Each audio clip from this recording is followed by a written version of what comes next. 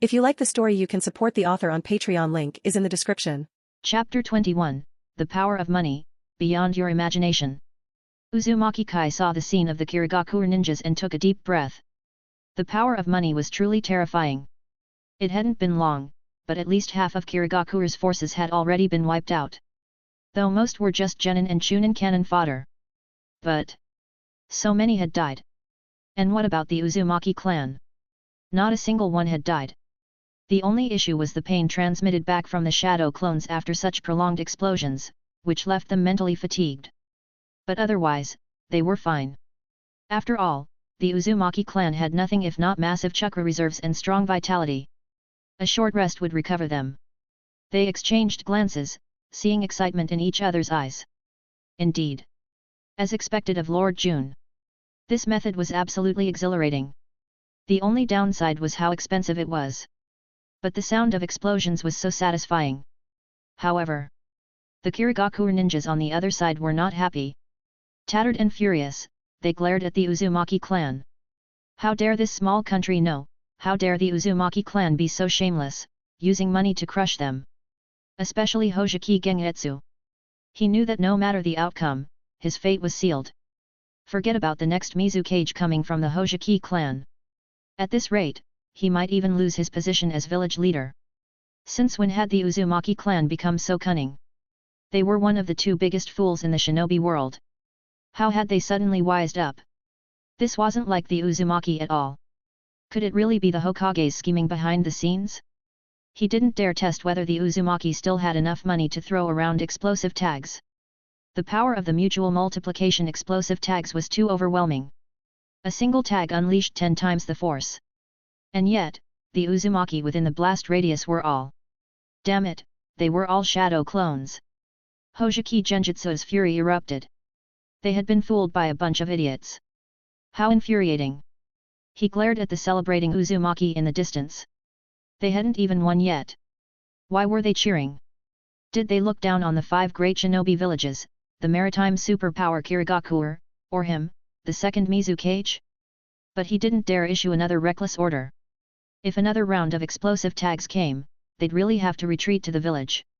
And then, he'd have no choice but to fight the Tsuchikage to the death. Seeing that the Mizukage wasn't making a move, the Uzumaki clan inwardly sighed in relief. Though these were just shadow clones, and their destruction wouldn't matter, according to Lord Jun's orders, they had to treat these clones as their real bodies, hiding in the forest to harass the Kirigakure forces. The Uzumaki members exchanged glances, nodded, and then scattered into the surrounding woods. What came next wouldn't be solved by simple tactics. Seeing this, Hoseki Gengetsu also relaxed. Today wasn't the day for battle. It was better to rest.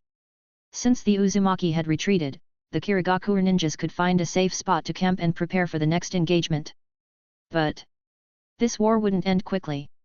He refused to believe that the Uzumaki fools had come up with this strategy on their own. It had to be Kanaha. The Nara clan. They must have fallen into a trap. In that case, Kirigakure will swallow Uzumaki whole, Hoseki Gengetsu thought, narrowing his eyes. He turned and shouted to his men, "Find a campsite. Watch out for explosive tags." And he shot a cold glance. "Bring Horiguchi Take to me." This bastard, as the leader of the vanguard, had failed to detect the explosive tags buried all over Uzumaki. Did he want to replace him as Mizukage? This was practically treason against the village leader. Horiguchi Take shivered upon hearing the Mizukage's order. There was no escaping this. But such a massive failure was too much for him to bear alone. He hurried to Hoseki Genjutsu's side, kneeling on both knees, not daring to speak. He could only hope the Mizukage would spare his family, considering his past service to Kirigakure. This was just an accident. Hoseki Gengetsu pointed at him furiously, but Mizukage-sama, the fleet commander requests an audience. What is it? It seems something major has happened. My, how intense. A man with slicked back yellow hair, bare-chested and rippling with muscles, the strongest of the land of lightning, the Raikage, A. The third Raikage, A, gazed in the direction of Uzumaki. Though the distance was great, he could still hear the faint explosions and the rising dust. Uzumaki must be about to fall. A tiny country daring to have its own hidden village was laughable. They had sealing techniques. They could suppress tailed beasts with their chakra. And now, they'd drawn envy upon themselves. Raikage-sama, should we not intervene? No need, A shook his head.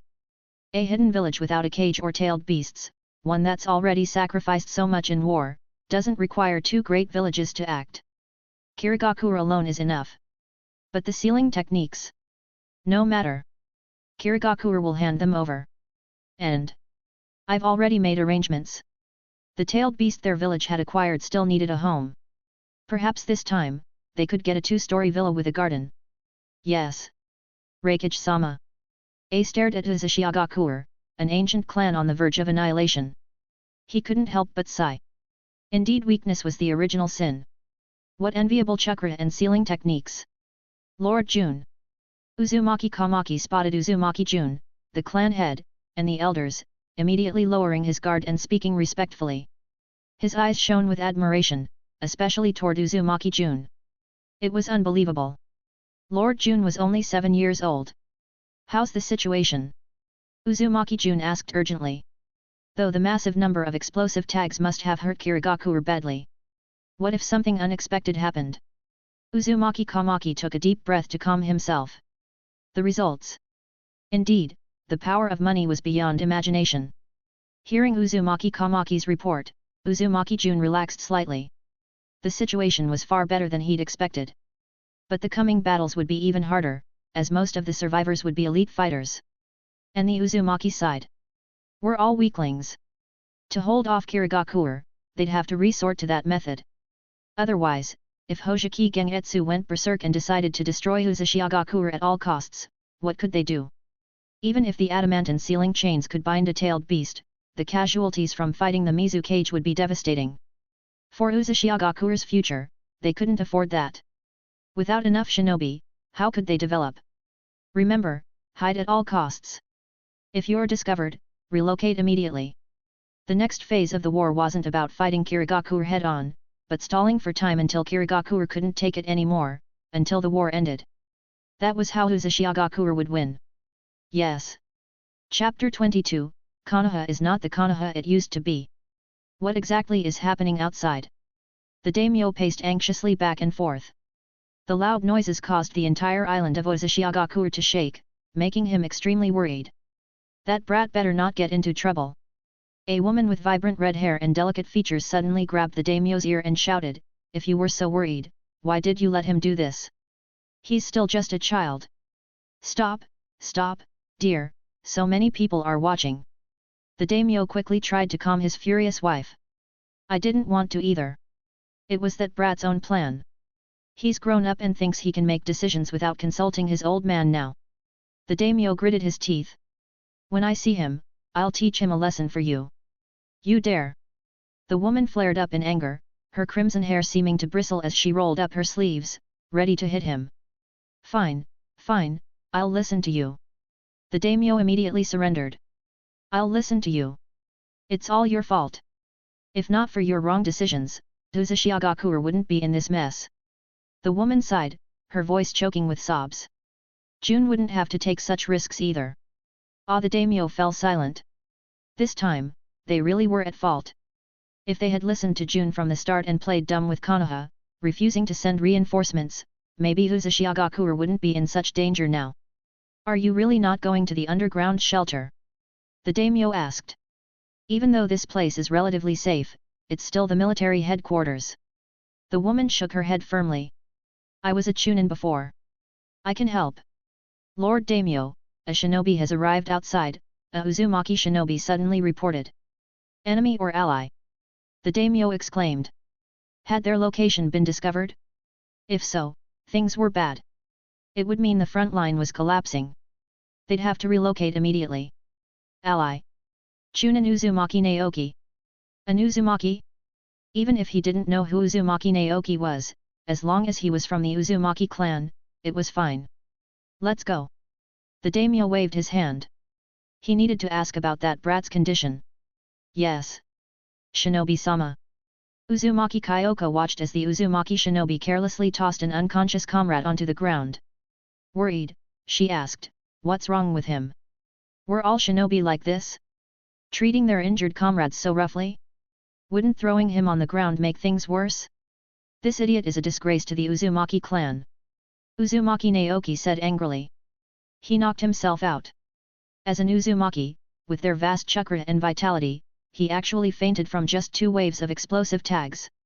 How humiliating! Didn't he see the mocking looks from the other squads? So embarrassing. Did their squad have no dignity left? Hey! Kyoko looked at Naoki in confusion. What did he mean by knocking himself out? Was this a rookie who fainted at the sight of blood? She glanced hesitantly at the unconscious shinobi before dragging him onto a medical bed. Don't bother with him. Naoki waved his hand dismissively. Just leave him on the floor. So what if he passed out? If not for the fact that they still had missions later and leaving him alone might be dangerous, he wouldn't have bothered. Besides, it was Prince Jun's order during the early safe phase, if anyone got injured, they were to be sent to the medical room immediately. But if this were the intense phase of battle, to avoid exposing the command center and medical unit, they'd just abandon him. But Kyoko hesitated, unable to bear it. This isn't right. Don't worry about, just as Naoki was about to brush her off impatiently. How are things? Is that brat all right? The daimyo's urgent voice interrupted. Lord Daimyo. Naoki immediately bowed respectfully. Enough, enough. Just tell me, what's the situation outside? The daimyo waved off the formalities. Hurry up. Naoki quickly summarized the current events. Thanks to Prince Jun's strategy. The daimyo listened and burst into laughter. Ha ha ha, as expected of my son. He turned to his wife proudly. This kid takes after me. He's been clever since he was little. Uzumaki Myron glared. The daimyo immediately chuckled awkwardly and corrected himself. Takes after you, takes after you. Just as beautiful and smart as you. How is Uzumaki Jun? Myron asked Naoki urgently. Is he hurt? Was he bullied? Prince Jun is fine. Naoki's eyes shone with admiration at the mention of Jun. I heard he and the clan head wiped out Kirigakure's entire fleet. That's good, that's good. The daimyo finally relaxed, his worries easing. As expected of my. Myron glared again. Your son, your son. He's your son. He couldn't win this. Ahem. The daimyo coughed and pointed at the unconscious Uzumaki shinobi. And this is injured? If he was injured, why was he just dumped on the floor? Naoki explained awkwardly, muttering, such a disgrace to the Uzumaki clan. Humph. The daimyo snorted. No matter what, he fought for Uzumaki. As his teammate, you shouldn't treat him like this. Take him inside immediately. Yes. Naoki quickly complied, lifting the unconscious shinobi and carrying him inside. Hearing the frontline report, the daimyo and Myron finally relaxed. It's good that he's safe. It's good. Report, Hokage-sama. The Senju clan at the front line acted without orders and went to aid Uzumaki. Hearing the messenger's words, Sarutobi Hiruzen waved his hand to dismiss him. Then, he turned to the current Senju clan head Senju Hiraki. Hiraki roared angrily, that bastard actually dared to disobey the Hokage's orders. He deserves death. He bowed deeply to Hiruzen. My apologies. I will immediately remove him from the clan registry and send Senju Shinobi to capture him. Forget it. Hiruzen waved his hand wearily. Let it go this time. Just make sure your clan follows orders from now on. Let them send people to capture him? What if they ended up in Uzumaki too? Besides, the number of people who went to Uzumaki wasn't large enough to affect the overall battle. At most, they'd cause Kirigakure some minor trouble. And who could say Kanaha didn't send reinforcements? Kanaha was a village that loved peace and upheld its alliances. Didn't they see that Kanaha had even sent its most prominent clan, the Senju? Dismissed. Hiruzen waved his hand. Yes, Hokage-sama. Hiraki bowed and left. Watching Hiraki's retreating figure, Hiruzen shook his head and sighed. The Senju clan outside the Hokage building. Clan head, what happened? Are we sending reinforcements to Uzumaki? A Senju clansman asked loudly. Shut up. Hiraki snapped. We'll talk back at the clan. Yes. Hiraki gazed at the Hokage building, his heart heavy. Lord Hashirama, Lord Tobirama, were your decisions right? Konoha has. Chapter 23, Did our mist village lose its edge? Facing the current situation, Hoseki Gengetsu had an MMP in his heart that he didn't know if he should say out loud. He had brought a large force with great enthusiasm to invade, yet everything had just begun when they fell into a trap, and then losing half their forces wasn't a big deal after all, they were just cannon fodder. They could just push a few scapegoats to take the blame. If one couldn't shoulder it, then two would do. As long as they conquered Uzumaki, everything would be fine. But the fleet is almost completely destroyed. Hoseki Gengetsu looked at the fleet commander in front of him and exclaimed, his right hand clutching his chest. This was truly unbearable. How could this happen? They had just disembarked, and now the ships were gone? Furious, he grabbed the fleet commander by the collar and roared, what the hell were you all doing? Over 100 ships, how could they all be gone? The fleet had over 100 people, mostly jonin. How could all the ships be destroyed even with that many jonin? Even if 200 enemy jonin had attacked, it shouldn't have been this bad. Was it a cage-level enemy? Another village? No, one ship remains, the fleet commander cautiously said. Hey! Hoseki Gengetsu frowned. Explain. Helpless, the fleet commander could only explain, ordinary water couldn't extinguish the flames, only ice release could. Strange things were floating in the sky, and the attacks came from above. In short, this was a disaster, not their fault. It wasn't that his subordinates weren't trying hard, but the enemy had overpowered them. Boss, we've been set up. We should retreat. Someone is targeting Kirigakure. After hearing the fleet commander's words, Hoseki Gengetsu frowned and shouted, so now, only that guy from the Yuki clan is left. Damn it! He had worked so hard to secure the position of village leader, hoping to pass it on to someone from his own clan. And now, all of it was ruined? Not your fault? If it's not your fault, then is it mine? At least not everything is lost, one ship remains, though it's useless. It just tarnishes his reputation as village leader and boosts the Yuki clan's prestige instead. Where is Kioi now? Hoseki Gengetsu asked expressionlessly. He left, the fleet commander said. He said the ships were too badly damaged, so he's returning to the village to report and replenish. What badly damaged? The fleet was completely destroyed. Replenish? Replenish what? The daimyo would never give them money to rebuild the fleet now. They hadn't even achieved anything, yet they'd already lost the entire fleet. Who would trust them now? Hoseki Gengetsu knew things would be bad when he returned. Yuki Kioi had already gone back first to control the narrative in the village. And it really was his fault that Kirigakure had suffered such heavy losses because he was the one who started this invasion.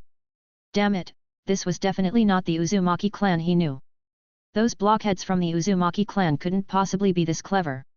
Someone must be targeting them. Otherwise, where did all those explosive tags come from? He hadn't received any intel about someone buying so many explosive tags.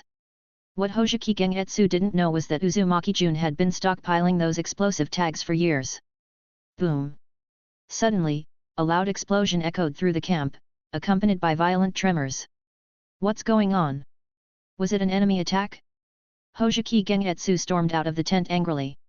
Had Kirigakure lost its edge, or had the Uzumaki clan gotten cocky after winning twice? How dare a small island nation like this provoke them? Report, it's the Uzumaki ninja, a Kirigakure jonin said respectfully. They used explosive tags. We've already sent people to. Before he could finish, the pursuing ninjas returned and reported, they were shadow clones. They threw the explosive tags and then dispersed on their own. What the hell were these Uzumaki up to? The Kirigakure ninja were puzzled. A few explosive tags wouldn't even reach them before being washed away. Even if there were as many as before, Kirigakure was prepared now they wouldn't work. Did they think the 5 great shinobi villages were pushovers? Before Hoseki Gengetsu could order them to stay alert. Boom! Another explosion. What the hell does the Uzumaki clan want? Hoseki Gengetsu roared. Were they setting off firecrackers for a store opening? Were they that rich? Capture them. Bring them back. And send scouts to search the area. Find those Uzumaki.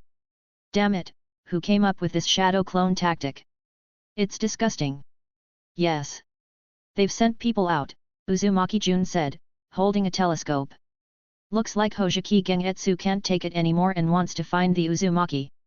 Anyone would be pissed in this situation. Getting hit by explosive tags repeatedly while being harassed. So what do we do now? The clan head asked. Kirigakure had sent out hundreds of people. Taking them all down would be troublesome. Uzumaki Jun frowned in thought. Each squad had 4 members, and while hundreds of enemies were a lot, they were spread out. Uzashiagakure's island wasn't small. But taking them all out wasn't realistic. Pick them off slowly. Assign 10 people per squad to hold them off. Then, assemble a team of 20 jonin and take them out one by one. Understood. Captain, how's the situation? Abisu adjusted his glasses, looking at his melancholic captain. It's fine, Captain Horiguchi forced a smile. We've got our orders. We're to scout and find out where the Uzumaki are hiding. But Abisu was still worried. Because of their mistakes, Kirigakure had suffered heavy losses. As the vanguard commander, how could Horiguchi be fine? It's fine, don't worry, Horiguchi patted Abisu's shoulder, then glanced at Teu, who was sulking. He sighed. I know you hate war. You don't like seeing friends and family disappear before your eyes. But don't show that kind of emotion during battle. He patted Teu and called out, gather up. Move out. Teu was stunned. He thought the captain would lecture him further, but he said nothing. It seemed things weren't as fine as the captain claimed.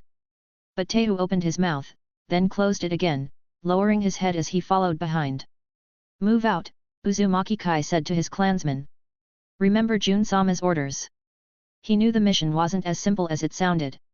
War was full of surprises. Some of them might not come back. He sighed. Protect yourselves. Don't charge in recklessly. Yes. Uzumaki Jun still had his shadow clone follow the clan head, observing the mist ninja camp from a distance. He hoped Hojiki Gengetsu would keep his cool and not go berserk after losing a few men, summoning a tailed beast for an all-out attack. Kirigakure was a major village, losing a few men was nothing. As long as they dragged this out, victory would belong to Uzashiagakuren. They've started moving, the clan head said. The elders have joined the operation too. Uzumaki Jun nodded. He knew the elders and clan heads couldn't stay idle. Their past mistakes had led to this situation. They must have been restless, filled with guilt. That's why they were protecting him, otherwise, even the clan head would have joined the fight. The Uzumaki clan never feared death. System. Chapter 24, The Interception begins. System. While there was nothing urgent happening, Uzumaki Jun called out inwardly and immediately saw his attribute interface. There were still no changes, except that his reputation had reached 150,000. Indeed. War was the best time to farm reputation points. Is there no mission available? Uzumaki Jun asked doubtfully. Ding, generating mission now, the system's electronic voice responded. Mission 1, achieve victory. Win the war. Reward, 10 attribute points. Why so little? Where are the equipment rewards? The lottery draws? Why is there nothing? This system is a harmonious society system, not a war system. Therefore, war mission rewards are very minimal. It wasn't like he had started the war either. He also wanted to develop the land of whirlpools harmoniously, but when invaders came, what could he do? He could only check Mission 2. Mission 2, capture the tailed beasts. Tailed beasts are invasive species. There are only 9 in the entire shinobi world, making them extremely rare creatures. The host must capture the tailed beasts, establish a tailed beast biological park, and guide humans and tailed beasts to live together in harmony. Reward, 100,000 reputation points. 20 attribute points. 1 random S-rank forbidden technique, daily life. 1 earth technology, production or daily life. Note, rewards stack. For each additional tailed beast captured, rewards double. This mission wasn't something he could handle right now either. What were tailed beasts? How could a protagonist who wasn't even a jonin yet deal with them? Uzumaki Jun glanced at the mission casually before closing it. It was exhausting. There was no point in discussing it. The first mission was something he would do anyway, but the second mission was impossible. This system might as well not exist. Apart from allowing him to allocate points in exchange for some Earth technologies, it was practically useless. Right now, he didn't have the strength to discuss life, ideals, the future, or peace with the tailed beasts. If he went up to a tailed beast and said, "I uphold the Sage of Six Paths ideals and hope humans and you can coexist peacefully," the tailed beast would probably just curse him out. Who was this weakling? Then, it would nod and say, "Sure," before blasting him with a tailed beast bomb to celebrate human-tailed beast harmony. He wasn't the protagonist Naruto, with maxed out persuasion skills. Without strength, nothing could be negotiated. Unless he had the power to grind the tailed beasts into the dirt, make them call him daddy, and then sigh melancholically while saying, "I didn't want it to come to this. I did it for the peace between humans and tailed beasts, to inherit the sage's legacy, and to bring light to the shinobi world's peace. You must believe me." Only then might the tailed beasts possibly listen because they couldn't win. If they didn't obey, who else would they obey? For now, he needed to complete the war mission and farm enough reputation points. After all, war was the best time to earn reputation. If it weren't for war, how else could he farm reputation? Become a celebrity? Don't joke around. This was a harmonious society construction system, not an idle training system. This system also has an entertainment module. Forget it, forget it. Let's not talk about this anymore. Uzumaki Jun picked up his binoculars and looked toward the mist shinobi camp. Then, he turned them toward the direction where the clan head and the others had set off. Admittedly, the land of whirlpools was small in territory, but it was sparsely populated. Most areas were undeveloped, filled with trees and mountains. So, fighting on home turf still had its advantages. "There are still too few people," Uzumaki Jun murmured. The First Shinobi World War would definitely produce many orphans, some of whom would become quite famous in the Naruto world. If they won, he would have to make a trip to Konoha and see if he could pick up some strays along the way, playing the role of Orochimaru to expand the land of Whirlpool's population. Otherwise, with so few people and most being Uzumaki clan members, it wouldn't be conducive to the country's development. It seems the clan head and the others have started. Noticing the chakra fluctuations in the distance, especially the crackling sounds of ninjutsu and the rising dust, it was all too obvious. He had specifically instructed them to target distant squads first. If missed reinforcements arrived, they were to retreat immediately no matter what. 20 jonin attacking together against a 4-man squad shouldn't be a problem. The problem was that the land of whirlpools had too few jonin, only about 500, most of whom were elderly men in their 70s or 80s. It was only because of the Uzumaki clan's strong life force that they could still wield their staffs. Otherwise, the number of jonin would be halved. But even with 300 to 400 jonin, compared to the mist's 2,000 to 3,000, it was still too few. So, they had to take it slow. Grind down half of the mist's jonin, and only then would the land of whirlpools have a say. However, the mist squad that had encountered the clan head's team now had some choice words they weren't sure they should say. What the hell? They only had 4 jonin, while the other side had 20. The squad leader felt a wave of despair. It seemed they were doomed. They were definitely doomed. Even if the enemy was a bunch of old men, they were still jonin. What kind of grudge did these guys have to target their squad? Was it because they had set out first? Stay alert, hold on, the squad leader said solemnly to his teammates. If anything goes wrong here, the others will definitely come to support us. But his teammates also had some choice words. 20 people. How long could they hold out? 1 against 5? They weren't even cage level. The Uzumaki clan wasn't playing by the rules. Shouldn't interception missions be led by a few jonin with some genin? Sending all jonin, didn't they need to train the younger generation? What would happen when the older generation passed away and there was no one to succeed them? To send a bunch of old fogies to intercept them. Attack! The elders exchanged glances and then shouted. Following Jun's instructions, they didn't have time to play around. After dealing with this squad, they had to move on to the next. These 20 were essentially the land of Whirlpool's strongest fighters. Other mist squads also encountered Uzumaki resistance. Attack! The Uzumaki shinobi commanded quietly. Their main task was to block the enemy. If they could eliminate them, they would. If not, they would just focus on interception, preventing them from reinforcing others. Meanwhile, in another mist squad, Uzumaki shinobi. The Mist Squad leader frowned at the 10 Uzumaki shinobi before him, mostly 3 jonin, 2 chunin, and 5 genin.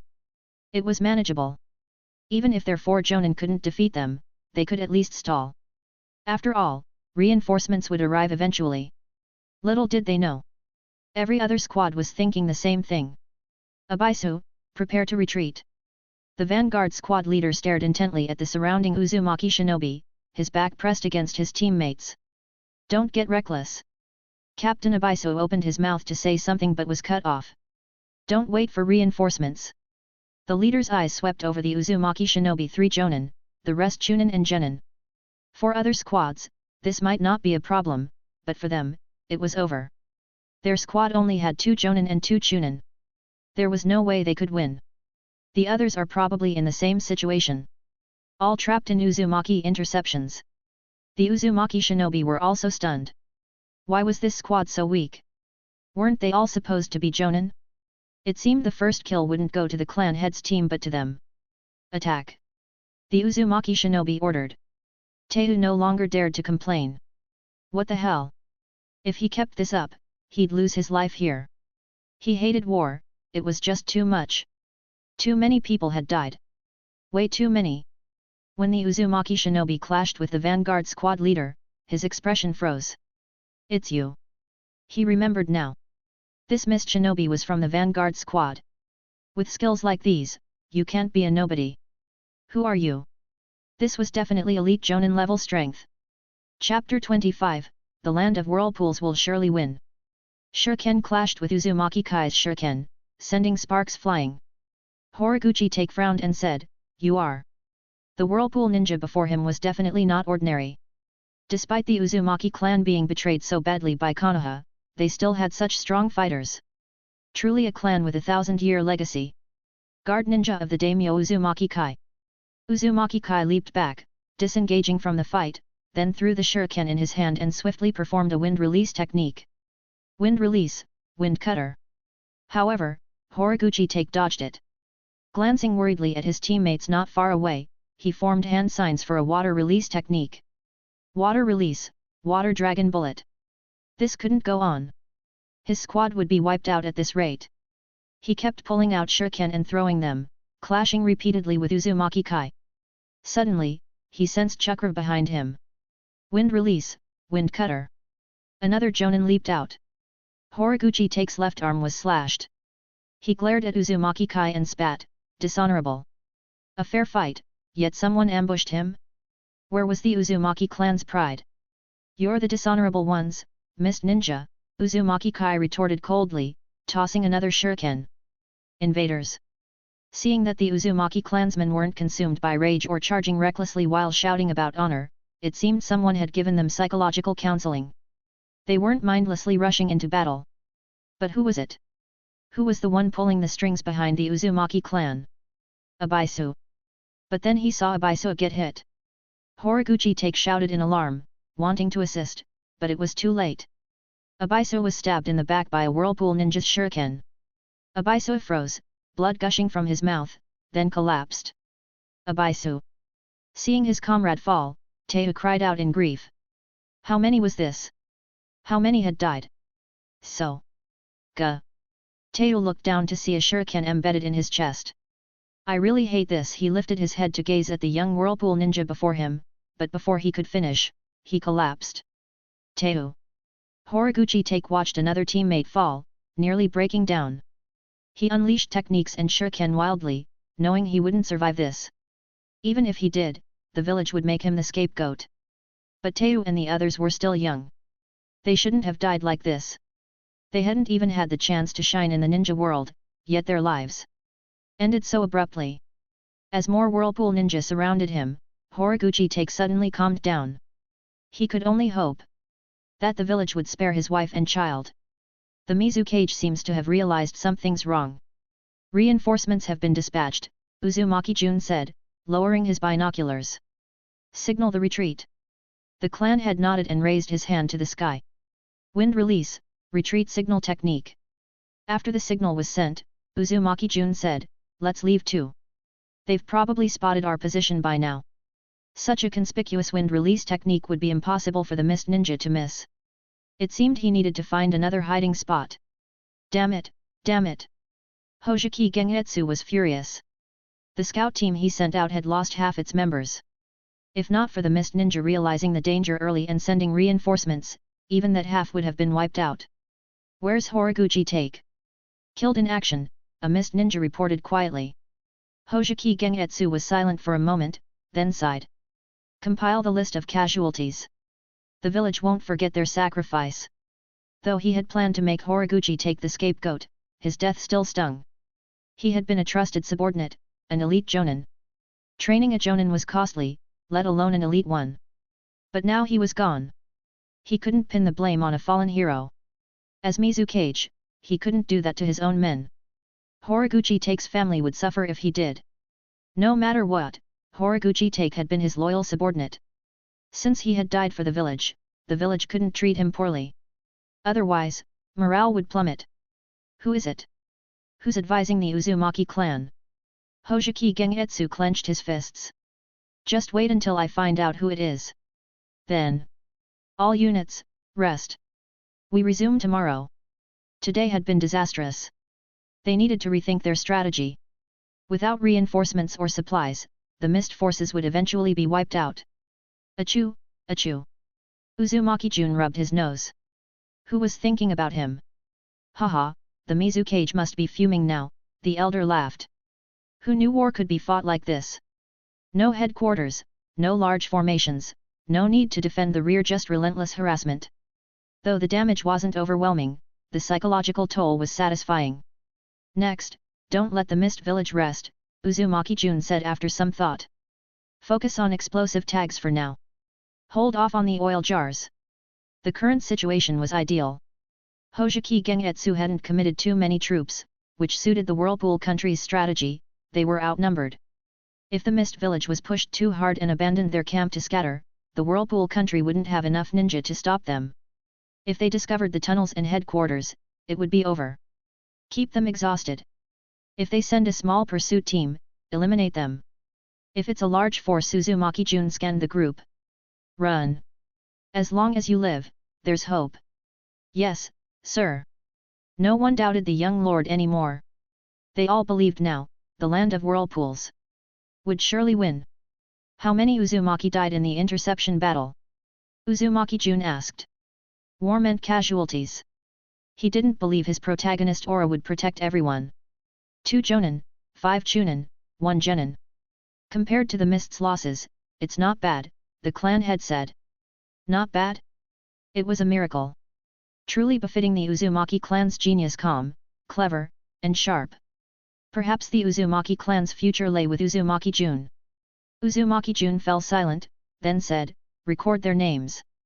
After the war, erect a monument so the nation remembers them forever. If they had families, the state will provide for them. They couldn't let their warriors bleed and suffer in vain. The clan head nodded. Understood. The elder noticed Uzumaki Jun's somber mood and patted his shoulder gently. This is good. Don't grieve. War always claims lives. Ninja don't fear death. Besides, this outcome was already the best they could hope for. Until recently, they hadn't even dared dream of victory. But now they believed, under the leadership of the Uzumaki clan's genius, they would surely win. Lord Shikuma. Chapter 26. Lord Shikuma, what should we do after arriving in the land of whirlpools? A Senju clansman asked. The situation in the land of whirlpools must be terrible right now. Facing one of the 5 great shinobi villages, no one believed the land of whirlpools could win. Senju Shikuma pondered for a moment before saying, if the Uzumaki clan falls into disaster, our primary task is to protect the Uzumaki clansmen and follow their orders. On the battlefield, the worst thing is hearing 2 conflicting voices. So, it was better to remind them now to avoid disputes later from disobeying orders. But the Uzumaki clan, they were all reckless fools. Once a war started, they would just charge forward mindlessly, shouting about glory and the Uzumaki clan. They had no tactics at all. Were the Senju supposed to charge forward mindlessly too? But before the words could be spoken, Senju Shikuma glared, and the clansman swallowed them back, awkwardly waving his hand. Senju Shikuma looked at the approaching land of whirlpools with confusion. At first, there should have been loud noises and tremors, so why was it so quiet now? Had they arrived too late? Had the Kirigakure forces shamelessly deployed a tailed beast to attack head-on? He hoped some Uzumaki clansmen were still alive. As long as some survived, there was hope. If none. An ancient clan with such a long history, Senju Shikuma lamented gloomily. He wondered where the future of the Senju clan lay. They were starting to feel disillusioned with Kanaha. Lord Tobirama had not been gone for long, and already people in power were scheming against the Senju. What had the clan leader decided? Was this really the path they would take? I'm so desperate. This was Hoseki Genjutsu's current state of mind. He had come to invade the land of whirlpools in high spirits, only to fall into trap after trap. Now, the cannon fodder had been wiped out, and the reinforcement fleet had been destroyed except for one ship. Damn it, the Yuki clan was probably already bad-mouthing him behind his back. The ambitions of the Yuki clan were well known in Kirigakure. This was exhausting. Not only did he have to fight on the front lines, but he also had to guard against backstabbing from his own people. And had the Uzumaki clan evolved or something? Since when did they become so smart? They set up ambushes, launched sneak attacks, and even spammed shadow clones. Since when did the Uzumaki fight like this? Who used shadow clones like this in war? They were just for confusing the enemy, what else were they good for? One hit and they'd pop. This battle was frustrating. Who fought like this, throwing money around the whole time? Now, as night approached. Because of today's failures, the Kirigakure forces had not gained a single advantage. They had been beaten so badly they almost wanted to call for their mothers. Though the heavy casualties were mostly due to explosive tags, not a single one was actually taken out by a shadow clone. Damn it, they were all shadow clones. Thinking about it made him furious. Their side had suffered heavy losses, and the enemy had too. So the land of whirlpools was really rich, huh? After this battle, the people of the land of whirlpools would probably have to eat grass. Not that it mattered much to the Uzumaki, their strong vitality meant they wouldn't die from a little grass. It might even supplement their vitamins and help their health. But Kirigakure couldn't do that. After spending so much, returning empty-handed would be humiliating. Not only would it shame him, but it would also shame the village. The other villages would mock them. What should we do now? Hoseki Gengetsu asked the Kirigakure shinobi below. The shinobi exchanged glances. They didn't know either. Their combat strength wasn't inferior, it was even stronger. But the Uzumaki shinobi were just too rich. They hadn't lost in battle, they had lost to the power of money. Maybe the Mizukage could give them some funding too? Buy hundreds of millions of explosive tags for them to play with? But that was impossible.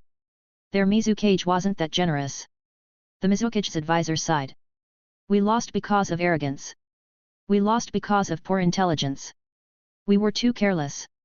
And because they lost to money. The land of whirlpools was rich. With their one village one nation policy, the entire country and shinobi village were their own people, so funding was easy to get. But the land of water, the daimyo, was too stingy. Getting funds required layers of approval, and in the end, no money. How infuriating. No funding for a major war, and now that the fleet was annihilated, the daimyo was probably already planning to replace the Mizukage. Why would he give them money? He'd probably send more men instead. At this, the Mizukage wanted to dig up Horiguchi Take's corpse and whip it again. It was all the vanguard's incompetence. They had so much time, yet they didn't notice all those explosive tags? Were they blind? Because of them, Kirigakure had suffered heavy losses. If there were 10 blames to assign, Horiguchi Take would take 7. No, he'd take all 10. It was because of the vanguard's lack of intel that Kirigakure was in this mess. If they had discovered the explosive tags earlier, things wouldn't be so bad. Now morale was low. The team was hard to lead. So many had died, yet they had gained nothing. Of course morale was low. And it was all Horiguchi Take's fault. Meanwhile, Horiguchi Take almost rose from the dead to write the word unjust on the Mizukage's leg. How was this their fault? The Uzumaki hadn't given them a chance. The moment they appeared, the Uzumaki charged out screaming, blocking them at all costs. It looked like an all-out battle, but it was just to stop them from finding the explosive tags. How were they supposed to investigate? They couldn't get close. He had even warned the Mizukage that the Uzumaki seemed suspicious and suggested waiting a few days. But the Mizukage had said the Uzumaki were just reckless fools and that they had to act fast, otherwise, the land of whirlpools would be divided among others. What could he do? He was desperate too. No matter what he tried, he couldn't get past. How was he supposed to scout for traps? Of course, Hojiki Gengetsu wouldn't actually whip a corpse. No matter what, Horiguchi Take was his subordinate and had sacrificed for the village. As a high-ranking official, he still had some dignity. He still had to save face. What should we do next? Hojiki Gengetsu asked seriously. This time, they couldn't afford to underestimate the enemy. The Kirigakure shinobi thought about it but still had no ideas. The lack of intel was the problem. They had no idea what the Uzumaki were planning. The Mizukage's advisor suggested, send out Sensor Nin next. If they encounter Uzumaki, don't engage, signal immediately. If they got ambushed again, it would be trouble. Then tonight, we'll rest. Chapter 27, The Future Path of Uzumaki. Since that's the case, let's rest for tonight. However, before Hojiki Gengetsu could finish speaking, explosive tags detonated in the camp again. Damn it, will this ever end? Hojiki Gengetsu stood up angrily and shouted, what's going on? Were they being provoked again? Did they really think the Mist Ninja would foolishly send out forces like before? What a joke! Did they think Hojiki Gengetsu was brainless? Or that all Mist Ninja were brainless? What happened? Hojiki Gengetsu asked coldly as a Mist Ninja entered. Unknown. It's shadow clones again. As soon as we send people to intercept, they dispel, the Mist Ninja reported. The same trick. Did they really think Kirigakure would fall for it again? Ha! What a joke! Let them blow things up all they want. Damn it, they couldn't possibly believe such a small country had endless resources for explosive tags. Ignore them. Rest for tonight, Hojiki Gengetsu ordered. They had just landed and were immediately dragged into battle. Before they could even secure a victory, they were bombarded with explosive tags, suffering heavy losses. Exhausted, they needed to rest and prepare for tomorrow's battle. No matter what, Uzumaki would be destroyed. Did they really think Hojiki Gengetsu was made of paper? That he had no temper? Even if he faced criticism or removal from office upon returning to Kirigakure, he would crush Uzumaki, establish a colony, and restrain the Land of Fire. He would prove his strategy was correct and show that only under his leadership could Kirigakure prosper. After all, he was the second Mizukage. He had seized the position from the guards of the first Kage summit. Hojiki Gengetsu was no pushover. How could a tiny country possibly withstand him? It seems Hojiki Gengetsu has gotten smarter, Uzumaki Jun said regretfully. This time, they didn't send ninja to intercept. Though he had expected this, he still felt a little disappointed. If only they could slowly whittle them down. And they want to rest. Did they think the Uzumaki clan would allow that? Did they think they could sleep peacefully on Uzumaki land? What a joke! Did they think Uzumaki had no pride? This was their territory. They wouldn't let the enemy sleep soundly. Besides, when it came to staying up all night, the Uzumaki clan feared no enemy. Send shadow clones with explosive tags, Uzumaki Jun ordered after some thought. No need to be too frequent. Set them off at intervals to disrupt the Mist Ninja and prevent them from sleeping. Yes. The Uzumaki ninja below acknowledged. Also, have those who aren't on duty rest. Ignore everything else, Uzumaki Jun said. But maintain perimeter security. Rotate shifts regularly to ensure everyone stays alert. Another aspect of guerrilla warfare was mental exhaustion. In this regard, the Uzumaki clan had the advantage. They weren't strong in much else, but they had boundless stamina. Yes.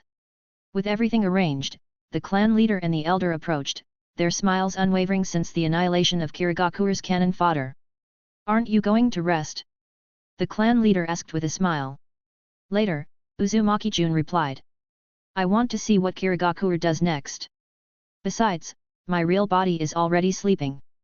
This is a shadow clone. Seeing that Uzumaki Jun had already made arrangements, the clan leader and elder said nothing more. Though young, no one underestimated him.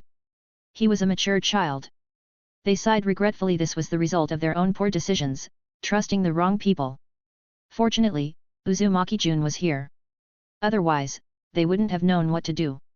Who would have thought Kirigakure would send so many ninja? If they had charged recklessly as before, Uzumaki would have been destroyed.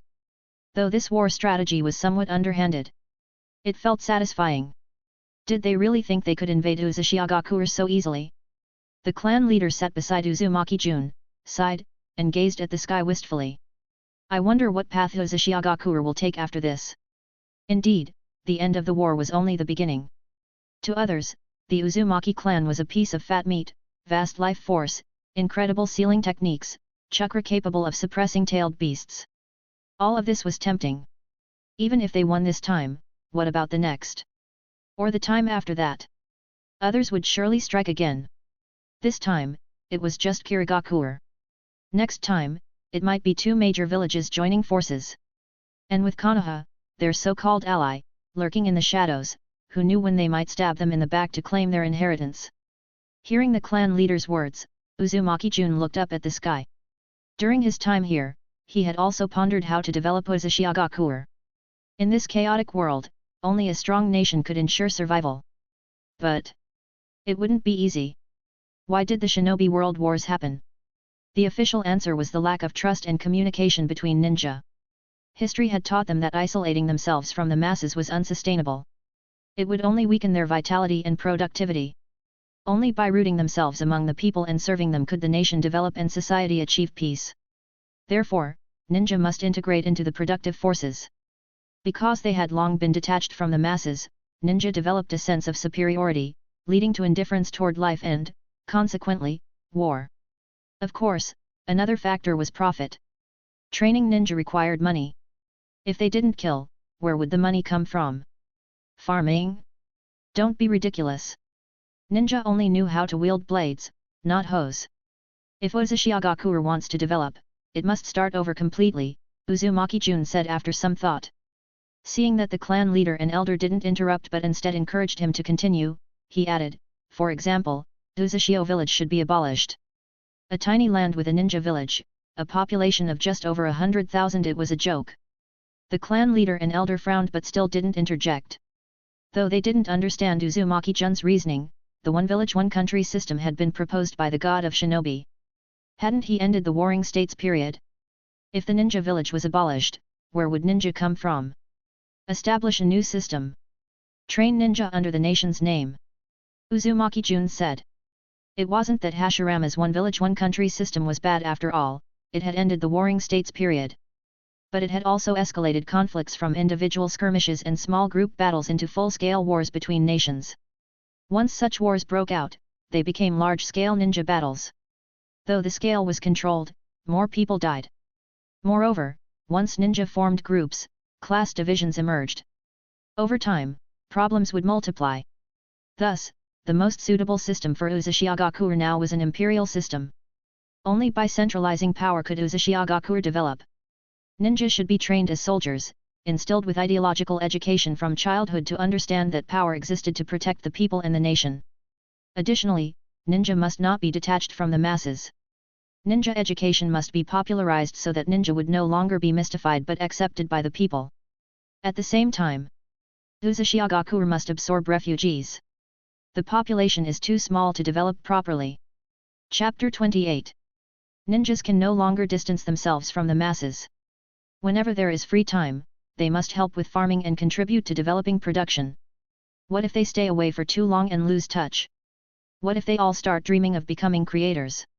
Why did Obito later want to go solo instead of working for Madara? It's because Madara let him drift for too long, and he got carried away. He started thinking he could build his own company, even scheming to take over Madara's business. Isn't that the definition of getting carried away? Although this war is a disaster for Uzumaki, isn't it also an opportunity? Starting over from scratch will make the reforms Uzumaki Jun wants to implement much easier. Especially with the momentum of victory, those below won't dare to disobey orders in secret. So he must seize this opportunity. Uzumaki Jun rubbed his chin and muttered, looks like I'll have to send Gato out again. As long as we don't run short on food, there's nothing to worry about. After all, Gato is the future big shot of the Land of Waves, one of the wealthiest tycoons in the shinobi world. Right now, he's still a sleazy-looking young man with shifty eyes, but he's got a sharp business mind. Jun only found him by accident outside the village, just another ordinary refugee. If his name hadn't been Gato, and if Uzumaki hadn't lacked its own merchants, Jun wouldn't have sent him out to trade. Otherwise, they'd have to rely on Uzumaki ninjas for business. Don't joke around. Those blockheads would probably lose money hand over fist. Surprisingly, Gato turned out to be quite capable. After all, people who become big bosses aren't ordinary. Though he wasn't in his future trade, shipping sea salt was still highly profitable. As long as he sold it discreetly and quietly, there shouldn't be any problems. The guy was clever enough to hire ninjas from other villages as bodyguards. At this time, ninjas were still quite trustworthy. Those who weren't either starved from lack of missions or turned to piracy. Clap clap. Seeing that Jun already had a plan, the clan leaders didn't say much. They patted his shoulder and smiled. Since you've already thought everything through, we'll leave Uzumaki, the Uzumaki clan, and Uzumaki village entirely in your hands. Really? Jun's eyes lit up. He had assumed that after the war, his authority would be taken back. He had even planned to make as many preparations as possible during this time. But now, it seemed the clan leaders trusted him deeply. If you run into any trouble, just come to us old folks, the elder laughed. We're only good for this much now. We're too old, and our minds aren't sharp anymore. The future depends on you young ones. When people get old, they start making foolish decisions. If they hadn't been foolish, would they have made such a mistake, trusting Kanaha so easily? The world has changed, and it's time to leave it to the younger generation. Elders. Jun looked at them with emotion. It seemed his efforts had been recognized, and they no longer saw his actions as childish games. He had long considered Uzumaki development. Only by surviving this crisis could they talk about progress. And if they wanted to grow, war was indeed the best opportunity to take in refugees, expand the population, and strengthen the nation through whatever means necessary. In this era, refugees weren't valued. As long as Uzumaki maneuvered carefully among the great villages, developing quietly without stepping on anyone's toes, they could thrive. Some villages might even be happy to offload their refugees. They just had to be careful not to let enemy spies slip in.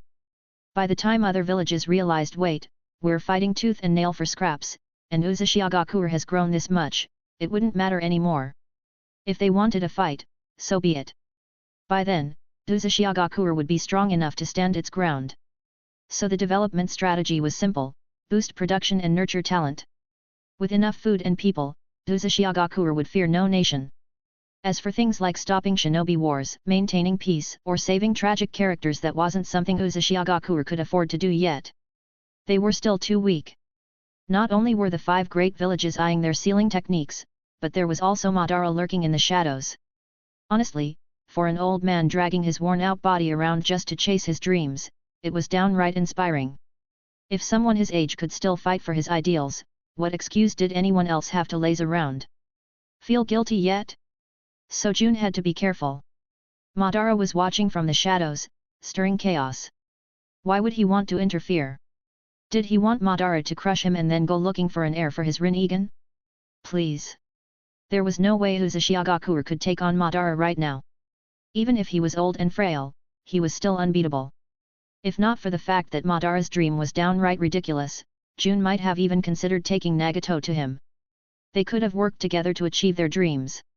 After all, Madara just wanted to turn the shinobi world into a stage for his grand performance. Their goals didn't conflict, they could have cooperated for mutual peace. But did Nagato even exist yet? Jun knew it was impossible. Madara was old and his mind wasn't right. Tricked by a fool, obsessed with becoming a god of creation, he would never cooperate. So Jun had to guard against not just the 5 great villages, but also Madara and later, those who coveted the Uzumaki clan's sage body. But from another perspective, Madara was truly pitiable. Originally persuaded by Hashirama's talk of building a better world, he agreed to join him in gathering the 9-tailed beasts. Together, they founded the legendary Konoha. But then, they sold off the tailed beasts, satisfied with their profits, and stopped expanding. Worse, they didn't even share the profits with him. Not that it mattered. The Uchiha had wealth to spare, a little money meant nothing to them. But then just as Kanaha was taking off, he was kicked out of the leadership. How heartless! No one could be that cruel. Then his little brother pushed his clan out of power, relegating them to mere security work. And finally, his own student plotted to wipe out his entire clan. Truly, Konoha was the most ruthless corporation in the shinobi world. The Uchiha had shed blood and sweat for Konoha, yet this was their reward. It was a tale of endless bitterness. The Uchiha had given their all for Konoha, bled, sweated, and hidden their true power to avoid envy. Yet in the end, they were still betrayed. The village's leaders slandered them relentlessly. Weren't they the ones who tasked the Uchiha with maintaining order? Yet after they arrested so many and made so many enemies, they were cast aside. Even at the end, the Uchiha hesitated to act, choosing to die for the sake of Konoha's peace. So really, Konoha's actions were utterly shameless. Chapter 29, The cheaters aren't dead yet, but the ninja world is already in chaos. Doing such a thing and not allowing Sasuke to seek revenge? What kind of logic is that? Saying things like if we don't guide you, you might become the second Madara Uchiha. Seriously? You killed his father, mother, brother, sister, grandfather, grandmother, and his entire clan. You even forced his own brother to do it. And now you won't let him take revenge? The fact that Sasuke didn't immediately summon a Susanoo and rampage through Konoha is already him showing restraint. And then you try to manipulate him with threats and empty promises, telling him to fight for the lofty ideal of world peace. As for this, Uzumaki Jun really doesn't know what to say. Such shameless words, and Konoha actually dares to say them. As for peace in the ninja world, it can only be achieved when one becomes strong enough. Moreover, achieving peace isn't that easy. Haven't you seen how the world started descending into chaos even before the two biggest cheaters died? Why did the Sage of Six Paths stay alive until the end just to give his sons power UPS? Wasn't it to tell them, stop fighting? This world isn't peaceful. There's a sword hanging over our heads, and aliens are watching us covetously. Didn't you see how even my mother, as powerful as she was so worried she wanted to take back all chakra? So stop messing around. Communicate with each other, understand each other, and work toward peace. Only by uniting can we resist the aliens and bring prosperity to the ninja world. But who would have thought that right after cleaning up one criminal organization, another one would pop up and start causing trouble? The Sage of Six Paths must have been completely baffled. He searched the entire ninja world and still didn't notice them. These rats were hiding really well. If he had known they were this strong, he would have just let them protect the peace. Why bother going through all the trouble of creating the child of prophecy? Now that the prophecy was fulfilled, they just went ahead and took care of the child of prophecy themselves. Sigh. His ninja path still has a long way to go. So this story teaches us, if you're not capable, don't take on such heavy responsibilities. Those who are truly strong haven't even shown themselves yet. Weren't they just waiting for the child of prophecy to save the world? Laying low and growing stronger is the real strategy. Still want to sleep? Uzumaki Kamaki sneered as he watched the Kirigakure camp on high alert. Dream on. The world isn't that kind. Thinking you can sleep peacefully on enemy territory? You'll have to stay up all night listening to explosions. He turned to the people around him and asked quietly, "Are you ready?" "No problem," one of the Uzumaki clansmen replied cheerfully. "We're all shadow clones anyway. What's the plan?" "Shadow clones are perfect for harassment. We've prepared a ton of explosive tags this time. We'll give them a nice surprise once they're fast asleep," another short-haired Uzumaki said with narrowed eyes. "In that case, let them sleep a little longer," Uzumaki Kamaki said after some thought. "We'll move at midnight. Keeping them on edge is how war should be." "Yes." Uzumaki Kamaki narrowed his eyes as he stared at the Kirigakure camp, muttering inwardly, "What a bunch of despicable invaders. Lord Jun, it seems people from Kanaha have landed on shore." Just as Uzumaki Jun's shadow clone was deep in thought about future strategies, Uzumaki Kai suddenly approached. The clan head and elders had gone to rest, so Uzumaki Kai was now guarding him. As one of the strongest among the younger generation of the Uzumaki clan, Uzumaki Kai was quite well known.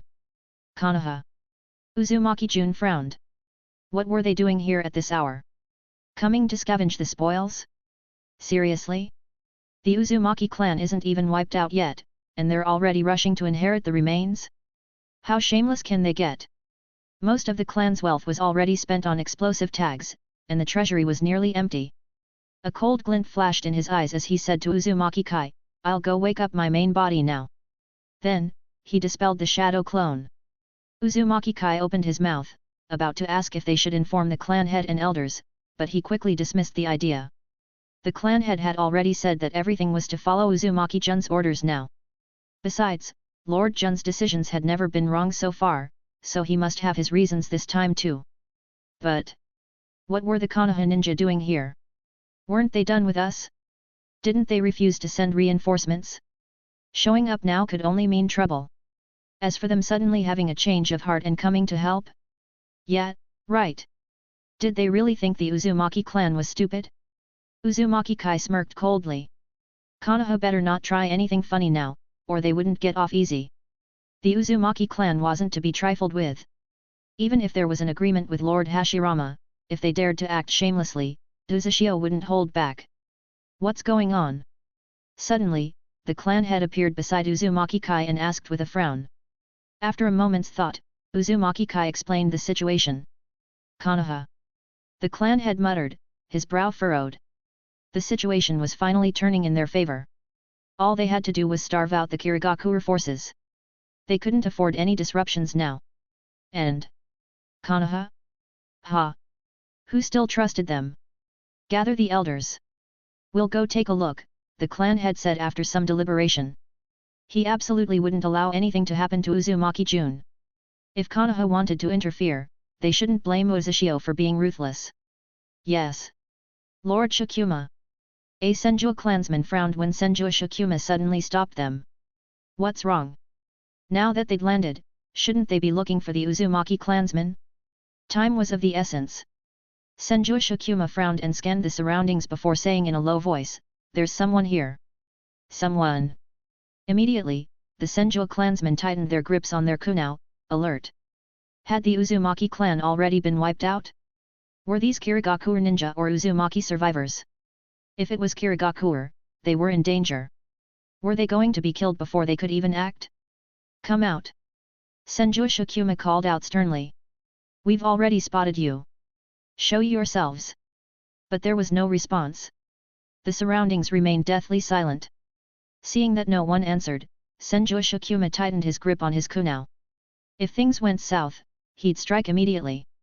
But what was the Uzumaki clan's situation? Had they really arrived too late? Unbeknownst to him, hidden in the shadows, Uzumaki scouts were quietly discussing. What should we do? One asked. Not sure. Someone's already gone to report to Lord Kai, another replied. For now, keep watching them. Don't make a sound. What are the Konoha ninja even doing here now? A third muttered.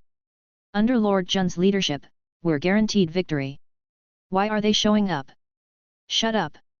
Don't let them. The squad leader was about to scold when he felt a tap on his shoulder. He spun around, kunao at the ready. Who's there? Comment. Zero comment. Vote.